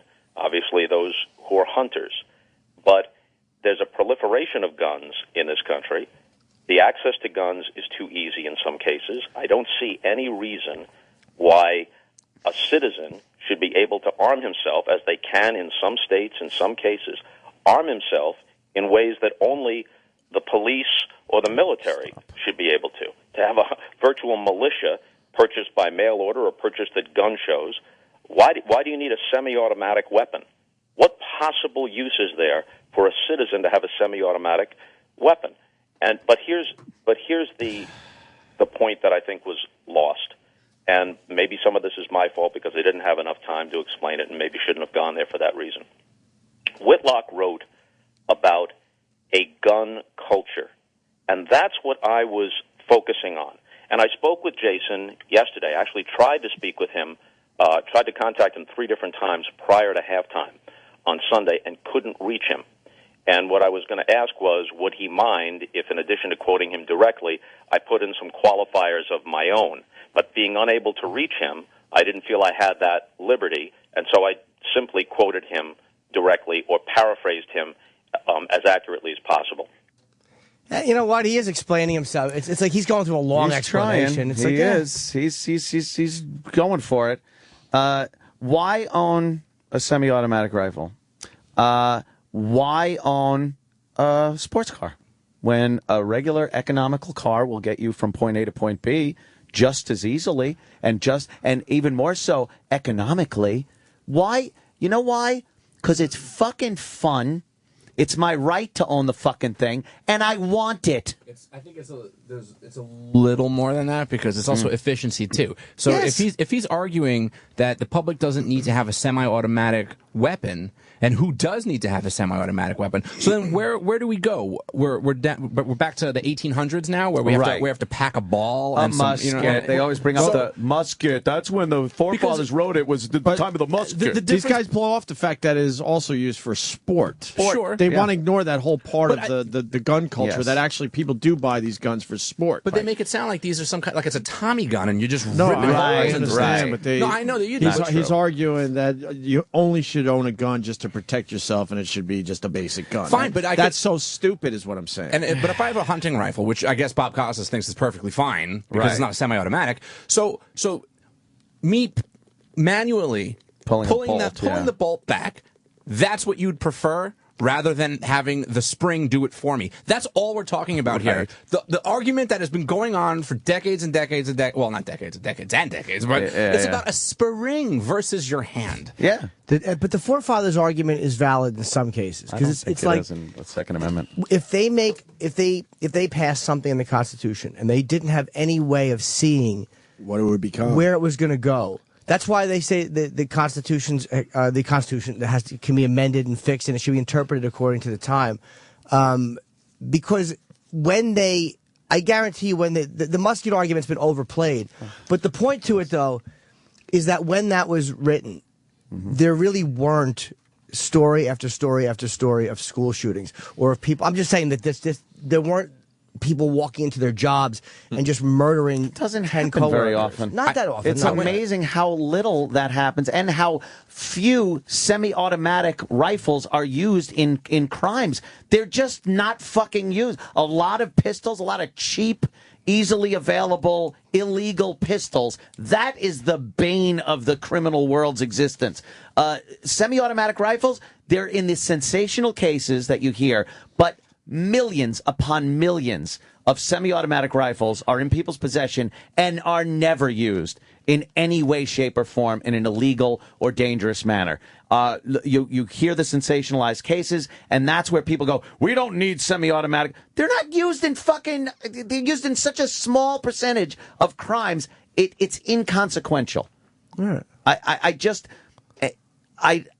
don't buy the forefathers with the musket thing. They absolutely knew, based on the past up until their point, that weaponry was going to continue to advance. If anything is a given, it's that we are going to figure out more efficient ways of killing each other. They knew from the time they were children to the time they wrote our Constitution that weaponry would keep advancing.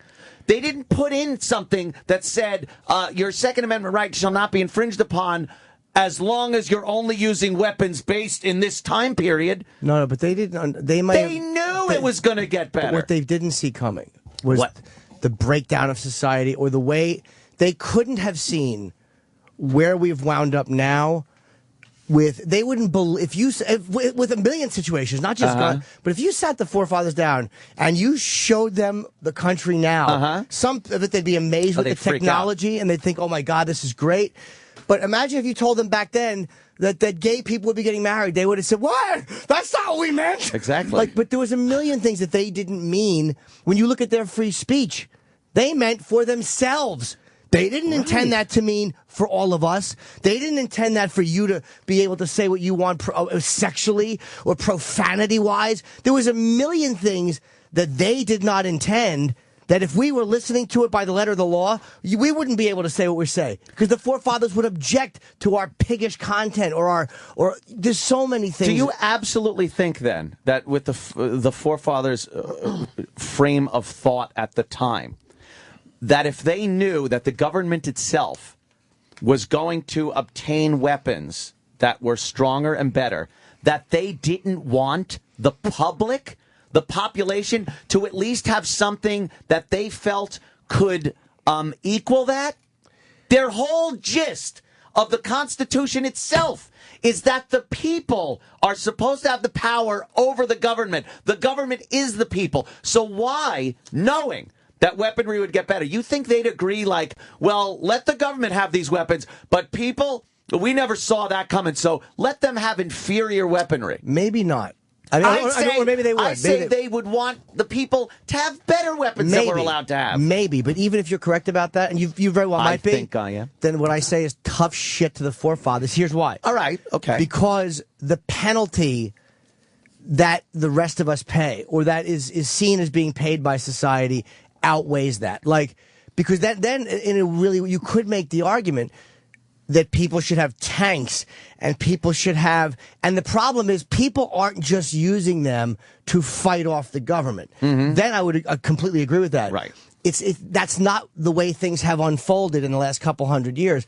Again, they're walking into, and I know it doesn't happen often, but it happens often enough for people to notice and be concerned.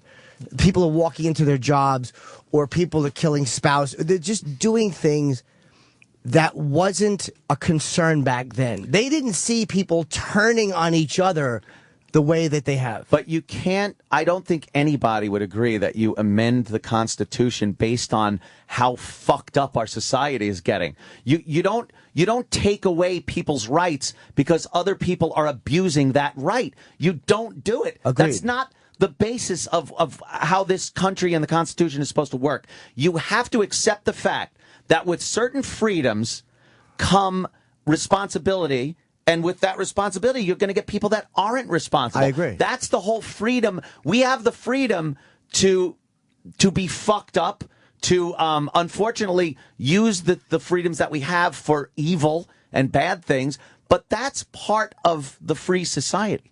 I agree with you. I think you're right. Thank you, Jimmy. I just don't think that we can't limit things, because like when you, but it is limited. But when you look at something like the way when terrorists or when other people use the Constitution somehow, and I forget who it was after 9/11 that said the Constitution is not a suicide pact. Like when you see people taking the wording of the Constitution and using it in a way that it obviously wasn't intended.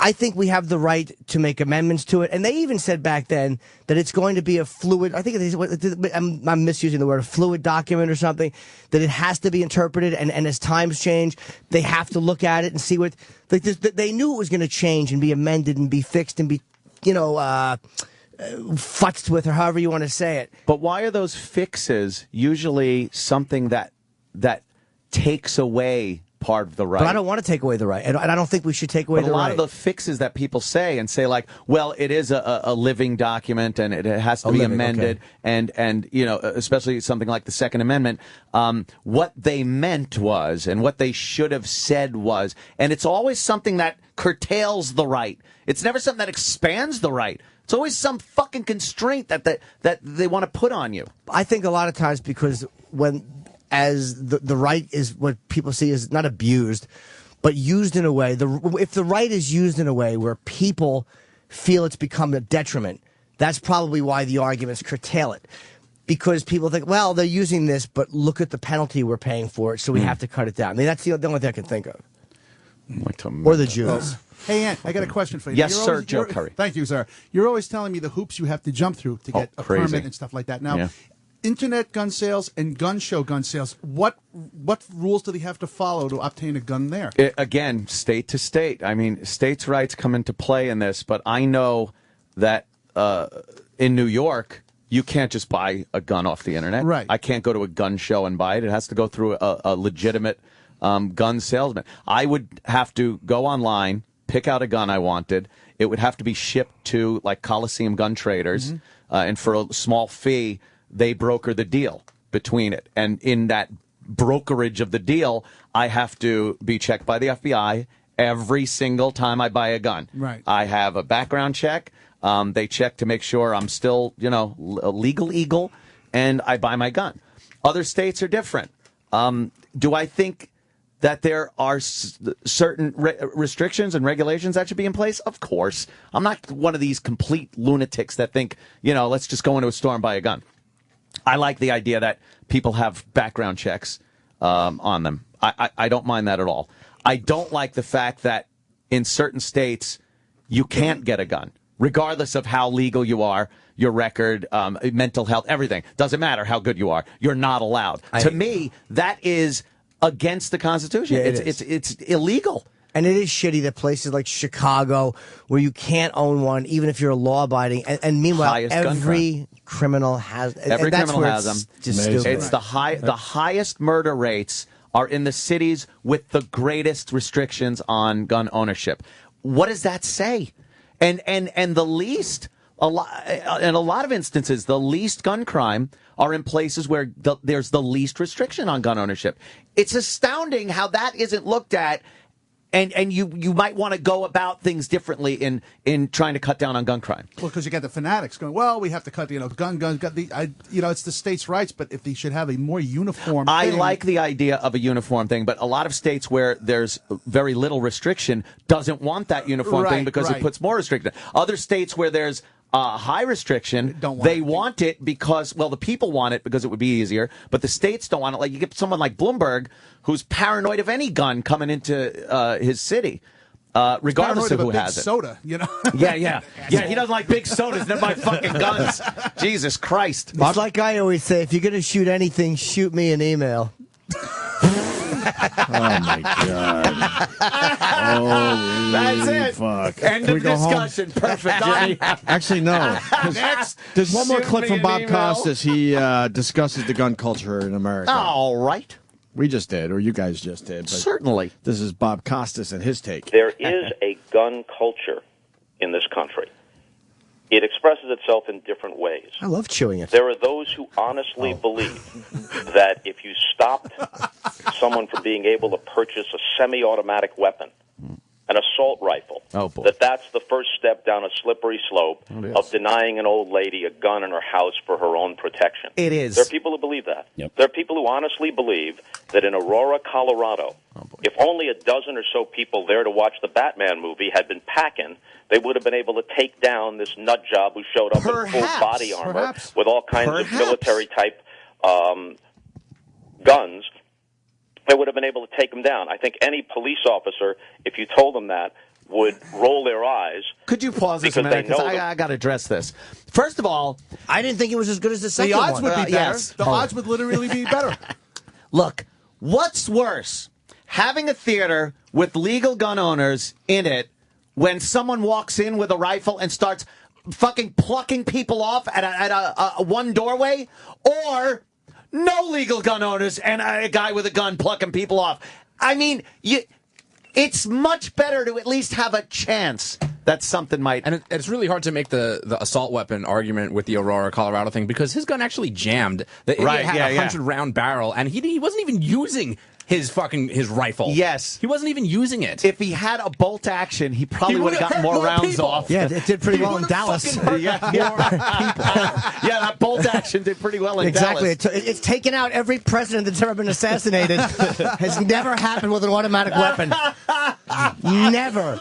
Fucking, what was it, McKinley, Lincoln, Kennedy? Never an automatic weapon. You're right. And I'd say the deterrent might have been James Holmes might have been less likely to do that if he thought that he would be shot immediately walking into the theater. I think it's a dumb argument. And given that he surrendered and didn't kill himself, it kind of shows that he cared about dying, like he didn't want to. And yeah, if you could walk into a movie theater with impunity and start blasting, if you're, compelled to do that, you're going to do it. If you think you might get shot, yeah, maybe not. That's the point. If you're going to do it, you're going to do it. It's not so much about the gun. Because let's say this kid didn't have the money and he couldn't find guns or he couldn't get his hands on guns, but he could go to his local Dick's Sporting Goods and get a badass fucking crossbow or some shit like that. Yeah. He wasn't going to go through with his plan because he didn't have a gun. No, he would have just showed up and he would have shot arrows through people. Someone was dying that day. Absolutely. Some fucking one. They would argue that less people would die with the crossbow, obviously. but how about less people might have died if, like he was bringing up the point, Costas, that there were people in there that were armed, that had a shot at him. That I'm not saying it was guaranteed that somebody would be able to take the guy out with his body armor and what he had. It probably would have been very difficult, but I like the idea that it might have been effective. There's so many different as opposed scenarios. to one guy with a gun shooting people. And you're only saying, well, what if a guy had a gun and could shoot him back? Well, you know what? Maybe if this guy realized that there was some return fire, he would have fucked off. It would have been a little harder for him to aim at a closed door and shoot people in the back if he was being shot at. You know, it's probably really scary for a shooter when you go, that one wasn't from me. Right. Bob Costas continues here. Would roll their eyes because they know that what would happen in that situation is just more carnage, wild firing of guns, unintended consequences that often accompany people having too cavalier an attitude toward guns. So the gun culture plays itself out that way, but the gun culture also plays out in inner cities where teenage kids somehow have access to guns, and there's an ongoing carnage. They're illegal. Jason Whitlock himself told me yesterday that there are many clubs that you cannot go into without going through an airport-style metal detector. The idea, Tony Dungy said to you on Sunday, that when he gathers his players together, or did when he was the coach of the Colts, and asked them, how many of you own a gun, he was surprised by how many hands went up. Now, could you even pause if again? you have the legal right, I'm sorry. Can we fucking speak honestly, Bob Costas? It's a thug mentality. It's a black thing with this fucking thug gun culture, illegal proliferation of illegal guns is a cultural young black male thing. Look at the amount of gun murders in this country. You will see 50-50. an unbelievable disproportionate number between young black men and everyone else. But Tony Dungy asking those players, a lot of them were probably legal gun owners. Maybe. Because they have money and they're targets. And a lot of them have stuff worth stealing. A lot, you know what I mean? A lot of them are probably, honestly, like Plaxico Burress, because you don't want to get fucking held up. Yeah. You get a white guy with a fucking semi-automatic rifle going into a movie theater and killing people, it's going to make huge news and start this fucking debate about gun control, assault weapons, whatever. Every weekend, the inner cities, there's massacres going on. Massacres going on of black teens and young men killing each other.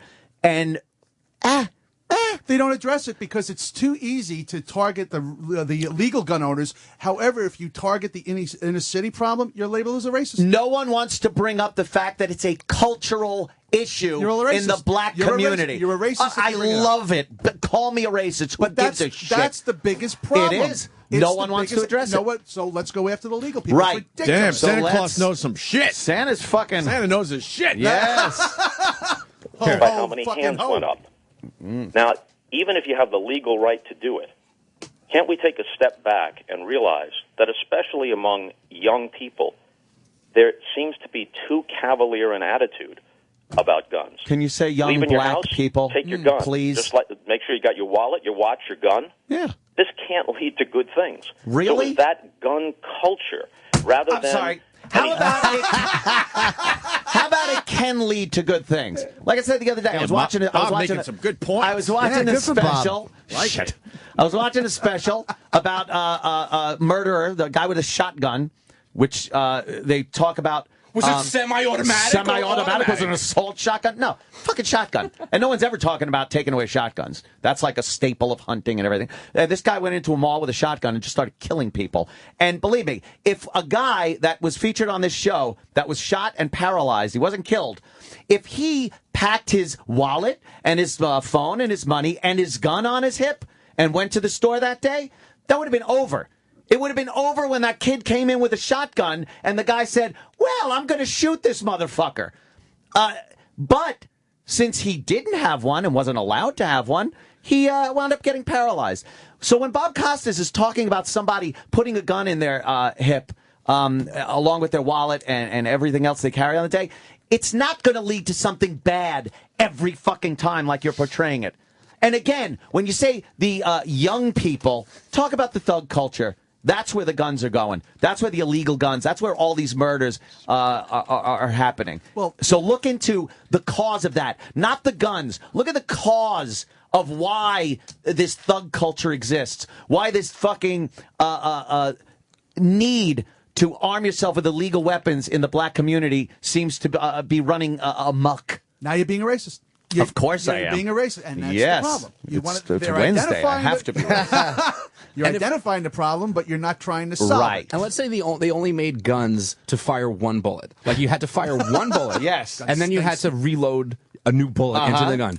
People would still be dropping dead all over the place. Of course. So that whole the whole semi-automatic, automatic thing, it just really needs to stop. For the most part, It really people needs are to only hit stop. by one bullet. All the rest miss. Hit grandma, some kid in a fucking stroller. I have the solution. All right. That you should be a one-bullet gun, and then you should have to order another one online, and then I should have to mail it to you, and then Mail you should, it to you. Yes, and then while the situation is unfolding, Yeah. give everybody time. That'd be cool. Give them all cereal. Cool People down. just like bills. Tapping their foot, looking at their watch.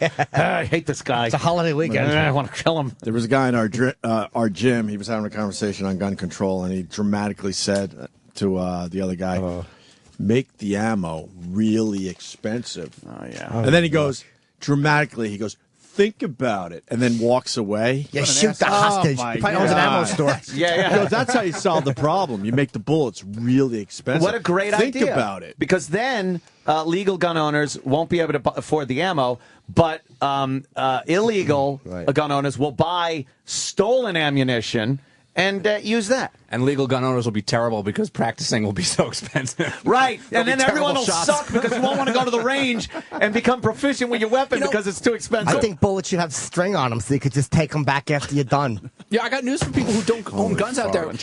Bullets are expensive now. I know. They're expensive now. Quality ammo? And don't tell me about reloading my own shit.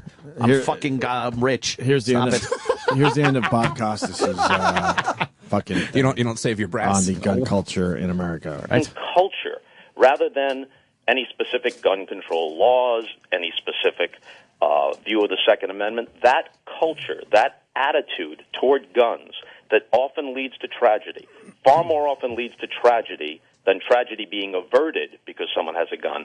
That's what I was Why do you think talking that about. is? Perhaps it wasn't made clear enough. People that could and it's avert not that tragedy aren't allowed to have the fucking guns, you motherfucker. Oh, more times it's tragic than tragedy being averted. Because the people that could avert the tragedy don't have the guns. The people that caused the tragedy have the illegal guns, you fucking idiot. Man, you're really worked up. Look into it. You're really worked Not- up. not- But you're not wrong. I tell you, now you know my stance on guns. I've hunted, Yes. I've gone on the ranch and shot Exactly. guns. I go up to the farm. I should be the most anti-gun person. My father, when I was a kid, lost his job. He patted me on the head, took our dog, went Yes. down the road and blew his head off in the dog with a shotgun. Jesus. Okay, I should be the How old were you when that happened? I was 6 years old. I was the last one to see him alive. He patted me on the head, and I go, "Can I go with you?" And he goes, "No, I got to go somewhere." Went down the road behind Fortunately, the he Elwood didn't take you. Wait, hold on. He shot the dog too. Yeah, shot the dog. All these years, you sit there and you don't tell a story like that. Well, it's not Holy not something I want to tell at parties. But Guess what that's happened to me at 6. I would say that every night after ho ho ho. Oh Jesus! That's the first thing I would tell people at an office party. So you saw your dad, and then that was it. He went there. You remember the old Elwood Diner? A mile down from my house. He lost his job. He couldn't get an. What kind of job did he have? He was a controller of a Fortune 500 Well, company. it obviously wasn't under control. Jesus. Yeah, so he Wow. he woke up one morning and he was going out with the dog, and I go, "Can I go?" "No, you have to stay here."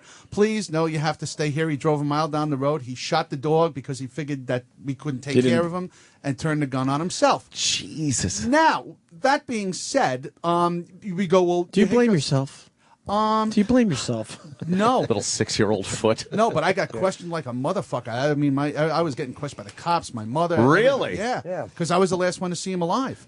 Oh, man. But here's what I'm getting at. People go, well, the gun killed him. He, in his mental state, that's the thing, mental state of people. He would have jumped in front of a train. He would have ran Right. the car into the thing. He would have figured out something. So Yeah, to yeah. say that the gun is responsible, no. That's always the way. They just want to blame the gun. Yeah. It's not, no. People will fucking find a way. Yeah, look at Chris Benoit with his family. He fucking choked his wife and his kid and then hung himself. Yeah, we should ban sports equipment and workout gear because you can kill people. Iraq's applauding.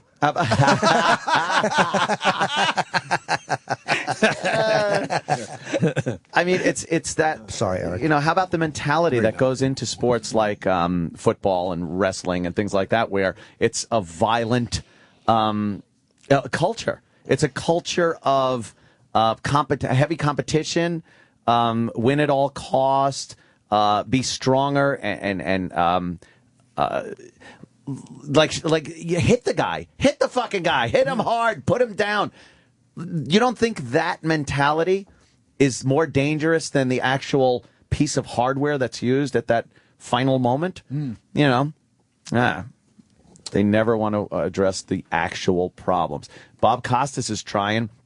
He's trying to address the problem, but he don't even want to fucking say it. Yeah. He don't even want to fucking bring up the point that there's a thug culture. Well, you It's can't. not a gun culture. He can't bring it's that a up. thug Because he culture. would- You know what? And until he can bring I it up, know. and people like him can bring it up, the problem's never going to go away. You know who can bring it up? Black leaders can bring it up. And then they're called Uncle They don't wanna step Toms. up. Right, because they're called Uncle Toms. Why isn't Al They're- Sharpton bringing this up? No, because it's Why is easier. Jesse Jackson It's easier to bring up the rare occasion where a white person kills a black person, and fucking march over that, than the multitude of black on black crime. Piers Morgan, though, made a great point on this whole thing. That idiot. Piers Morgan, what? He's terrific. Oh, boy. He tweeted the Second Amendment was devised with muskets in mind, not high-powered handguns and assault That's rifles. right, Piers. And then Good he point. wrote, fact.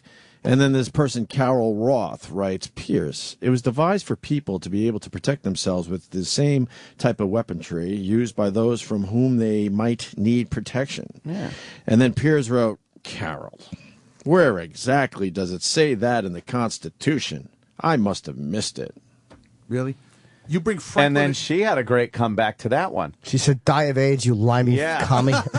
She, after that, said the same place in the Constitution that mentioned muskets. She fucking slammed Right next them. to the word Did he muskets? Yeah, retweet right that? next to the word muskets. Did you retweet that? No, he did not. No, I'm he did surprised. not. No, he did not. He did not. Shimmy ho, shimmy ho, shimmy ho. You mean the muskets that we kicked your limey asses with back in the 1700s? You bunch of... I think that's a country's a half fair. It's a fair country there. It's a fair country there, It's England. there. Remember when Archie Bunker said that one? You pass England is a fair country. How about with the hijackings? You pass all your guns out to the passengers there. Sure there. And they take them back. No, he's going to pull no rod. What Which is are we actually going? valid. Hey, what's that? What are you, dingbat or something? Good one, Chip. Yeah, there, Chip, Oh, there. boy. Hey, what are you? Where's my little goyle? Dingbat or something? Stifle it or Well, something. let me tell you something. Very good. If Jefferson, or Franklin were around now and you brought them out to the range, they'd be like, fuck yeah, this This is shit great. stays. We could kick some ass with this. Yeah. Fuck them engines. Yeah. Yes, Iraq? I pulled up the clips. I didn't know if you wanted Archie talking about England. Maybe going to break or something. Well, we got to talk to Cupcake Guy before we leave today. Oh, right. What about, was there any more of Costas? Oh, or no, was that's that it. That's Oh, the yeah. end of the blub. That fucking guy, like I said, he's trying to address it. Yeah. But again, it can't be addressed like it needs to And be. this guy did ask Bob what's his opinion on gun control, and he's answering it. All you know? right, yeah. I got He's no allowed problem to. with someone having an opinion, but, better be, What are we doing with Cupcake Guy? He's been sitting there for like I don't 3 know. hours. I don't know who he is. What I is just it? know that I won't have any cupcakes, although they're probably very, very, very good. You want to bring him in real fast? All right. We did ask for treats this holiday season. Did we? Today's treats is, I don't know, cupcakes and stuff. I've been eating carrots, Opie. I don't need treats. You enjoy your cupcake. Cupcakes. Yeah. I like His pants are pulled up too high. I like lima bean cupcakes. He's got a Oh, look at huge his cheeks. He's got a fucking jean wedgie. I don't Does he? horrendous. I like crackers. Crackers? You like? Yes, I do. But with your dry teeth, I would assume that Yes, you're right. it's very difficult. Wow. That's great. Hey, man, how are you? How you doing? What's going on? What the hell you got there? Those are treats. What do you got, man? Cupcakes, I've got pies, got cookies. Microphone. Oh, okay. Is this a reputable place, sir? Yeah, I've been in business for about 2 years in Glen Rock, New Jersey. Glen Rock. They look good. And he wanted to come That by one's with some That treats. one's carrot cake. Carrot cake. Nice. Yeah. He's got a... I'm eating a cat. Take us Without out. the cake. No. Yeah, carrot, pumpkin, red velvet, chocolate chip cookie. Wow, very nice. And what do we got in those boxes? This one's apple pie. Oh! Wow, does that Fluffy. smell good? Who don't like a good Really? apple pie, motherfucker? And the bottom's pecan. pecan. I hate pecan. I don't like 9 the inch. pecan. Not a fan of the No, pecan. sometimes pecan. I know people love the pecan. So, Oops. Jesus, Jimmy. Wow. Pecan. You didn't. and some cookies, Christmas cookies. Oh, yeah? So with, Oh, yeah? Is it reasonable? I like that. Radar O'Reilly glasses. What's the name of your place? A la Cupcakes. God, they smell that apple pie. Smells good. Oh my! It's got like a really crispy What's it called? apple pie crust. Apple pie. No, what's the name of your place? A la Cupcakes. Oh, like- A-L-A Cupcakes. Like Allah Akbar cupcakes. And if, What happened to your nose? Explode. Get frosting all over you. What happened to the nose? Oh, this. I just was using Biore. Let's see. You were using those fucking. What are you, a chick? I was just trying to get my pores clean for when I come in here. I wanted to look good on radio. Clean the riches too. So you were using one of those Biore fucking things and and peeled off the it skin. ripped your fucking skin. It's not, It's got a red nose. it's not That's good. hilarious. Like you Very banged it good. into the bottom of a pool or something. That's pretty good. It's not good. I must say. You want to look good for the big radio interview today? That's good with your That's fair enough. Matt But- Hooper beard. sorry and about that. It does look a little Matt Hooper. little Matt Hooper beard going there, right? That apple pie It just looks delicious. could be the best smelling thing I've ever smelled. So why don't we Crazy. fucking try a little slice? I'm not having any. I would love some, but I can't. I can't either. I figured I you- would love to, but I figured you like the carrot cake. I'd love all of it. Believe me, I would love to eat all this until I'm vomiting and shitting at the same time. That's bitch. Which means a lot of food. But if anybody that listens to this, I don't know. come if they Was that a if bad they- plug for the cupcake place? I like to eat this until I'm vomiting and shitting at the same time. But I mean, it all It's on the smells box. amazing. It says it on but if anybody does come in and order, just tell my wife that you heard it here. Oh, you know, so she knows. Right. I mean, yeah. Where are you located? Glen Rock, New Jersey. Very good. God She's damn, that got smells good. Facebook, Twitter. Are you usually this exciting in regular life, or is the radio kind of make you a Yeah. little nervous? No, I'm fine. Cool. Okay. Hopefully I'm fine. Yeah. You have the same cadence as Richard Kuklinski. Sometimes I'll just put cyanide in a cupcake and hand it to my victim. But I will say that it smells Yeah, it's wonderful. amazing. Yeah. And I really want to eat it. Well, I want to thank you for stopping by. I don't know what else we're supposed to do with this. I want to great. taste the Yeah, frosting. we're going to taste your shit. Can we have somebody try one? E-Rock, do you want to try one? Iraq. He doesn't really like treats, though. Yeah, but Iraq it's hard likes stuff. treats. I'll try the apple thing. Iraq's not a candy guy, but Iraq likes his treats every so often. What kind of apple pie you make? Apple crumb. Apple crumb is where it's at. Good crumb. I love a good crumb. Yeah, of course you do. You are one. I'm a crumb. This is good. There's a chocolate cookie cupcake. What's that? Yeah. Yo, what's that? They do that on purpose, but it is good. Chocolate chip cookie. Looks great. Chocolate chip cookie. Yeah. Chocolate chip cookie. Oh. And Iraq? This is pumpkin. Iraq red looking velvet. at it. Eric just cut a slice and then lifted the rest of the pie up Right, like a yeah, it cartoon. leaves the little slice. You're taking the whole pie there, Iraq? What are you doing? Oh, shit. What the fuck? I like apple pie. What are you doing? That was big for Opie. Yeah, look at I my was gonna bring a knife in to cut it, but I figured that would be a little. Why bring that? Oh, man, Iraq. Iraq now gets to shit on somebody. Look at the apple crumb. Oh, that does look tasty. Bury your face in it. Just picking it off with his fingers. Oh, he is, yeah. Oh, my God. He just... I wish I had a picture of that. Iraq. He Hold picked it on. up and just bit into it. Hold on. I need a picture of that. That apple pie like it was a slice of pizza. I need a picture of that. That's great. Get out of the way, you fuck. Let me see. There it is. You fuck. Jesus. It's good, huh? Oh, very good. Now that your teeth are in it. Oh, God. Save the other side for Opie. Yeah, there you go. Very good. Is it good? Yes. Very good. Now, I had dental work done, so I can't eat Oh, any of this. man. But I'm just going to suck the frosting off at the top of one of these cupcakes, I think. No suction. I hope you Oh, like fuck. You don't want to get a dry socket. I'm going to have to lick Pack the chocolate into the places that the teeth were. Iraq's making it hurt. He just left with the apple pie. Then. apple pie. What have I done to him? He's not even like... What the fuck? I should have smacked it out of his hand. As the only thing I Oh, want. man. Right into his face. Right into his fucking Sprinkles face. aren't a good idea. Huh? These sprinkles aren't a good idea. They're going to get No, they caught get- in my gum holes. Yeah, yeah. Save for later. Well, sir, what's your name? I'm sorry. Oh, John. John. Lambert. All right, John. Get the hell out. Thank you so much, John, for these wonderful treats. Absolutely. Once again, what's the place? A la cupcakes. A la cupcakes. A la cupcake. A la cupcake. That's today's. Thank you, sir. Plugola. That's Watch those Biore. We're on a Plugola run. Crazy. Before he puts headphones on, he's got the worst pants. Well, I said it. They're up a little high. Yeah. Yeah, they were all bunched up when he was sitting out there. Yeah, he had a little jean wedgie. He's got like mom jeans on. I think. Right? A little high. That's great. You guys are surprised he brought in 3 pink boxes full I of treats. know, that's true. Yeah.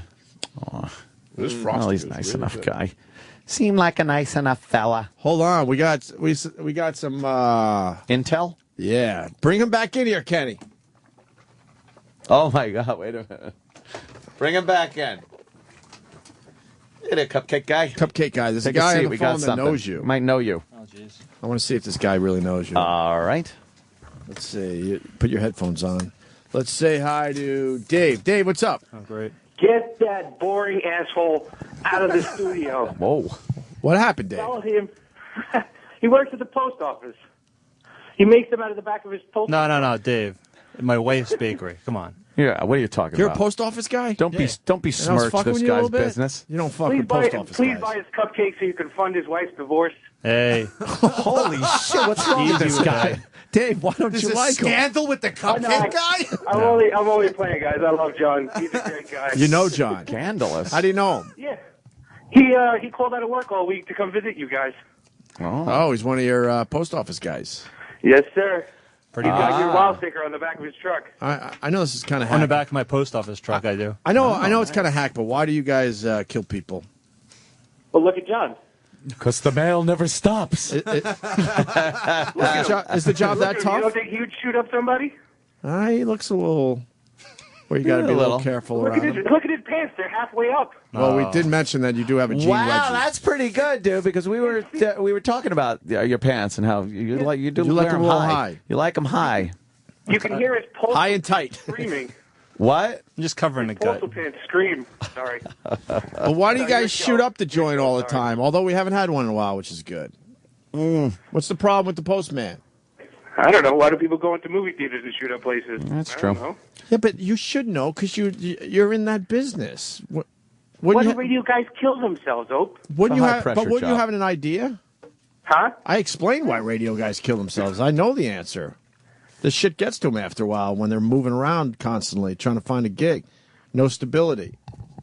Well, the post office isn't as fun as everybody thinks. But you know. That's everybody. That's great. All right, man. All right, guys. You guys are the best. Please. All right. Have fun at work, Take your Dave. best out of the studio. Wow, you called in. Called out just to come in here. Yeah. I want to cancel my mail. No more mail. What do you do for the We're post blind office? to the tyranny. Just deliver. Bucket over. No. I think delivering would be good. Thank you. That'd be a good gig. If I didn't get that exercise, that'd be huge. Yeah. Yeah. What do you walk around? Yeah. 11 miles a day. Do you have that cool little rolly thing with the big bag on No. I got a thing of mace on my hip though. it? You do? Yeah, for dogs. But you don't. How do you carry them all that mail?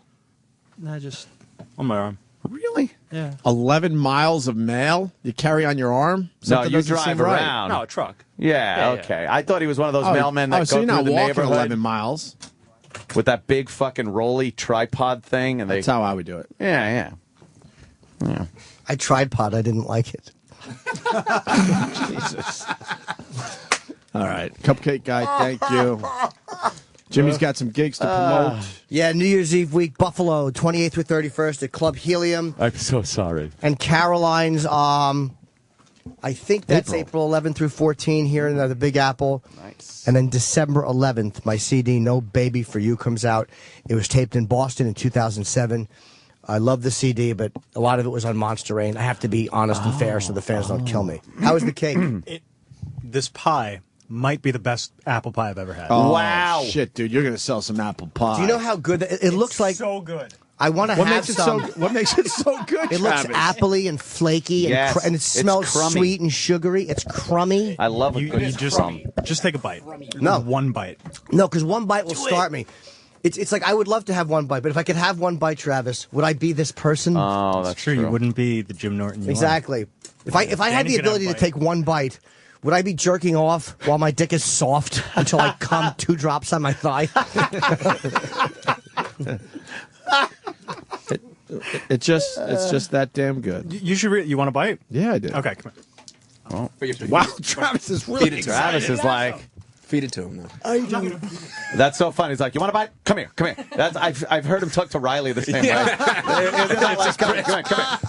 Parental instincts. Treating you like a Come on, child. feed him. Oh fuck, this smells good, man.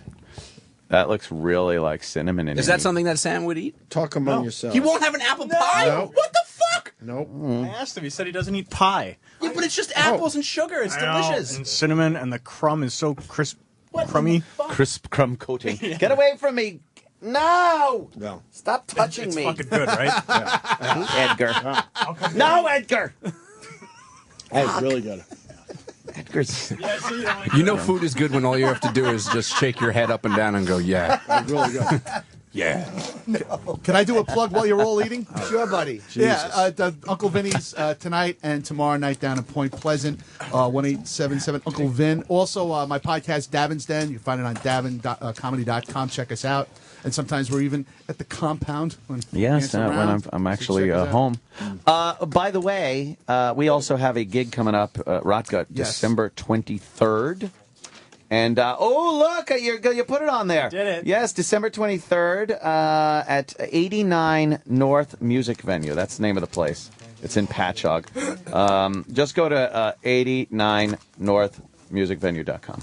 All right. Something like that. What lazy people. Couldn't they come up with a better name for the I know. That name is terrible. Really rolls off gig the house. tongue. Like anything. Yeah. Something. Terrible. Oh, and Guy Fieri's restaurant is good. Yeah. Real Wow. quick. Did you go there? Went there yesterday for lunch. It's good. Did you have those, what are they called? The taco, sashimi tacos or whatever? How do you know about those? I went there. They're ridiculously They were good. Yeah. The food is good. I mean, it's like one of those theme restaurants. Yeah, we as went far there- as theme restaurant food goes, because that's the genre he's in. Shit on the walls? It's Yeah, great. But Does nice. he got but nice. Does he got shit on the walls? It's not like knickknacks. Are they wearing it's flair? nice. Do the staff wear flair? No, it's a cool place. I could see myself, hanging out and having a couple beers there. Yeah, we went type there of place. because we knew it wasn't as bad as they said, and like The food was excellent. Yeah, and it's like I want to see how bad the Guy Fieri Right. food is, No, and it was it's- fucking fine. It's I had 2 apps. How do you like that? Nice picture, Jim. When'd you go to the fucking zoo? You had the tuna thing. What else you had? I don't even remember because I was drinking. But I probably had some kind of sliders or something. Oh, no, you had you had those pretzel chicken. Oh yeah, those chicken fingers. Yeah, the New York Times, for whatever reason, had it out for Yeah, Guy it's good. Fieri. How's the chicken supposed to text? Well, the chickens don't actually have fingers. It's just Plus, they don't have fucking phones either. I'd go there. I'd go there I before know. I go to Bubba Shrimp. I've never eaten. Bubba Gump Shrimp? Bubba Gump Shrimp, whatever the fuck it I've is. never even stepped inside of an Olive Garden. I have no idea if it's good or not. My agent just texted me. That place is amazing. It's a mile from my house. What? The cupcake place. Oh wow. Oh, really? Yeah. Yeah, I have to be honest. It smells. I would give anything to be as thin as Travis right now. That apple pie is ridiculous. Travis isn't as thin as you think. Yeah, but Travis is sitting there. Not Travis as has thin a as he body. used to He's be. starting to look like E.T. But Oh, no. but he's actually sitting there just eating the fucking pie. He's doing Yeah. exactly what all of us want Travis to do. has the body E-Rock had when he first got here. Oh, man.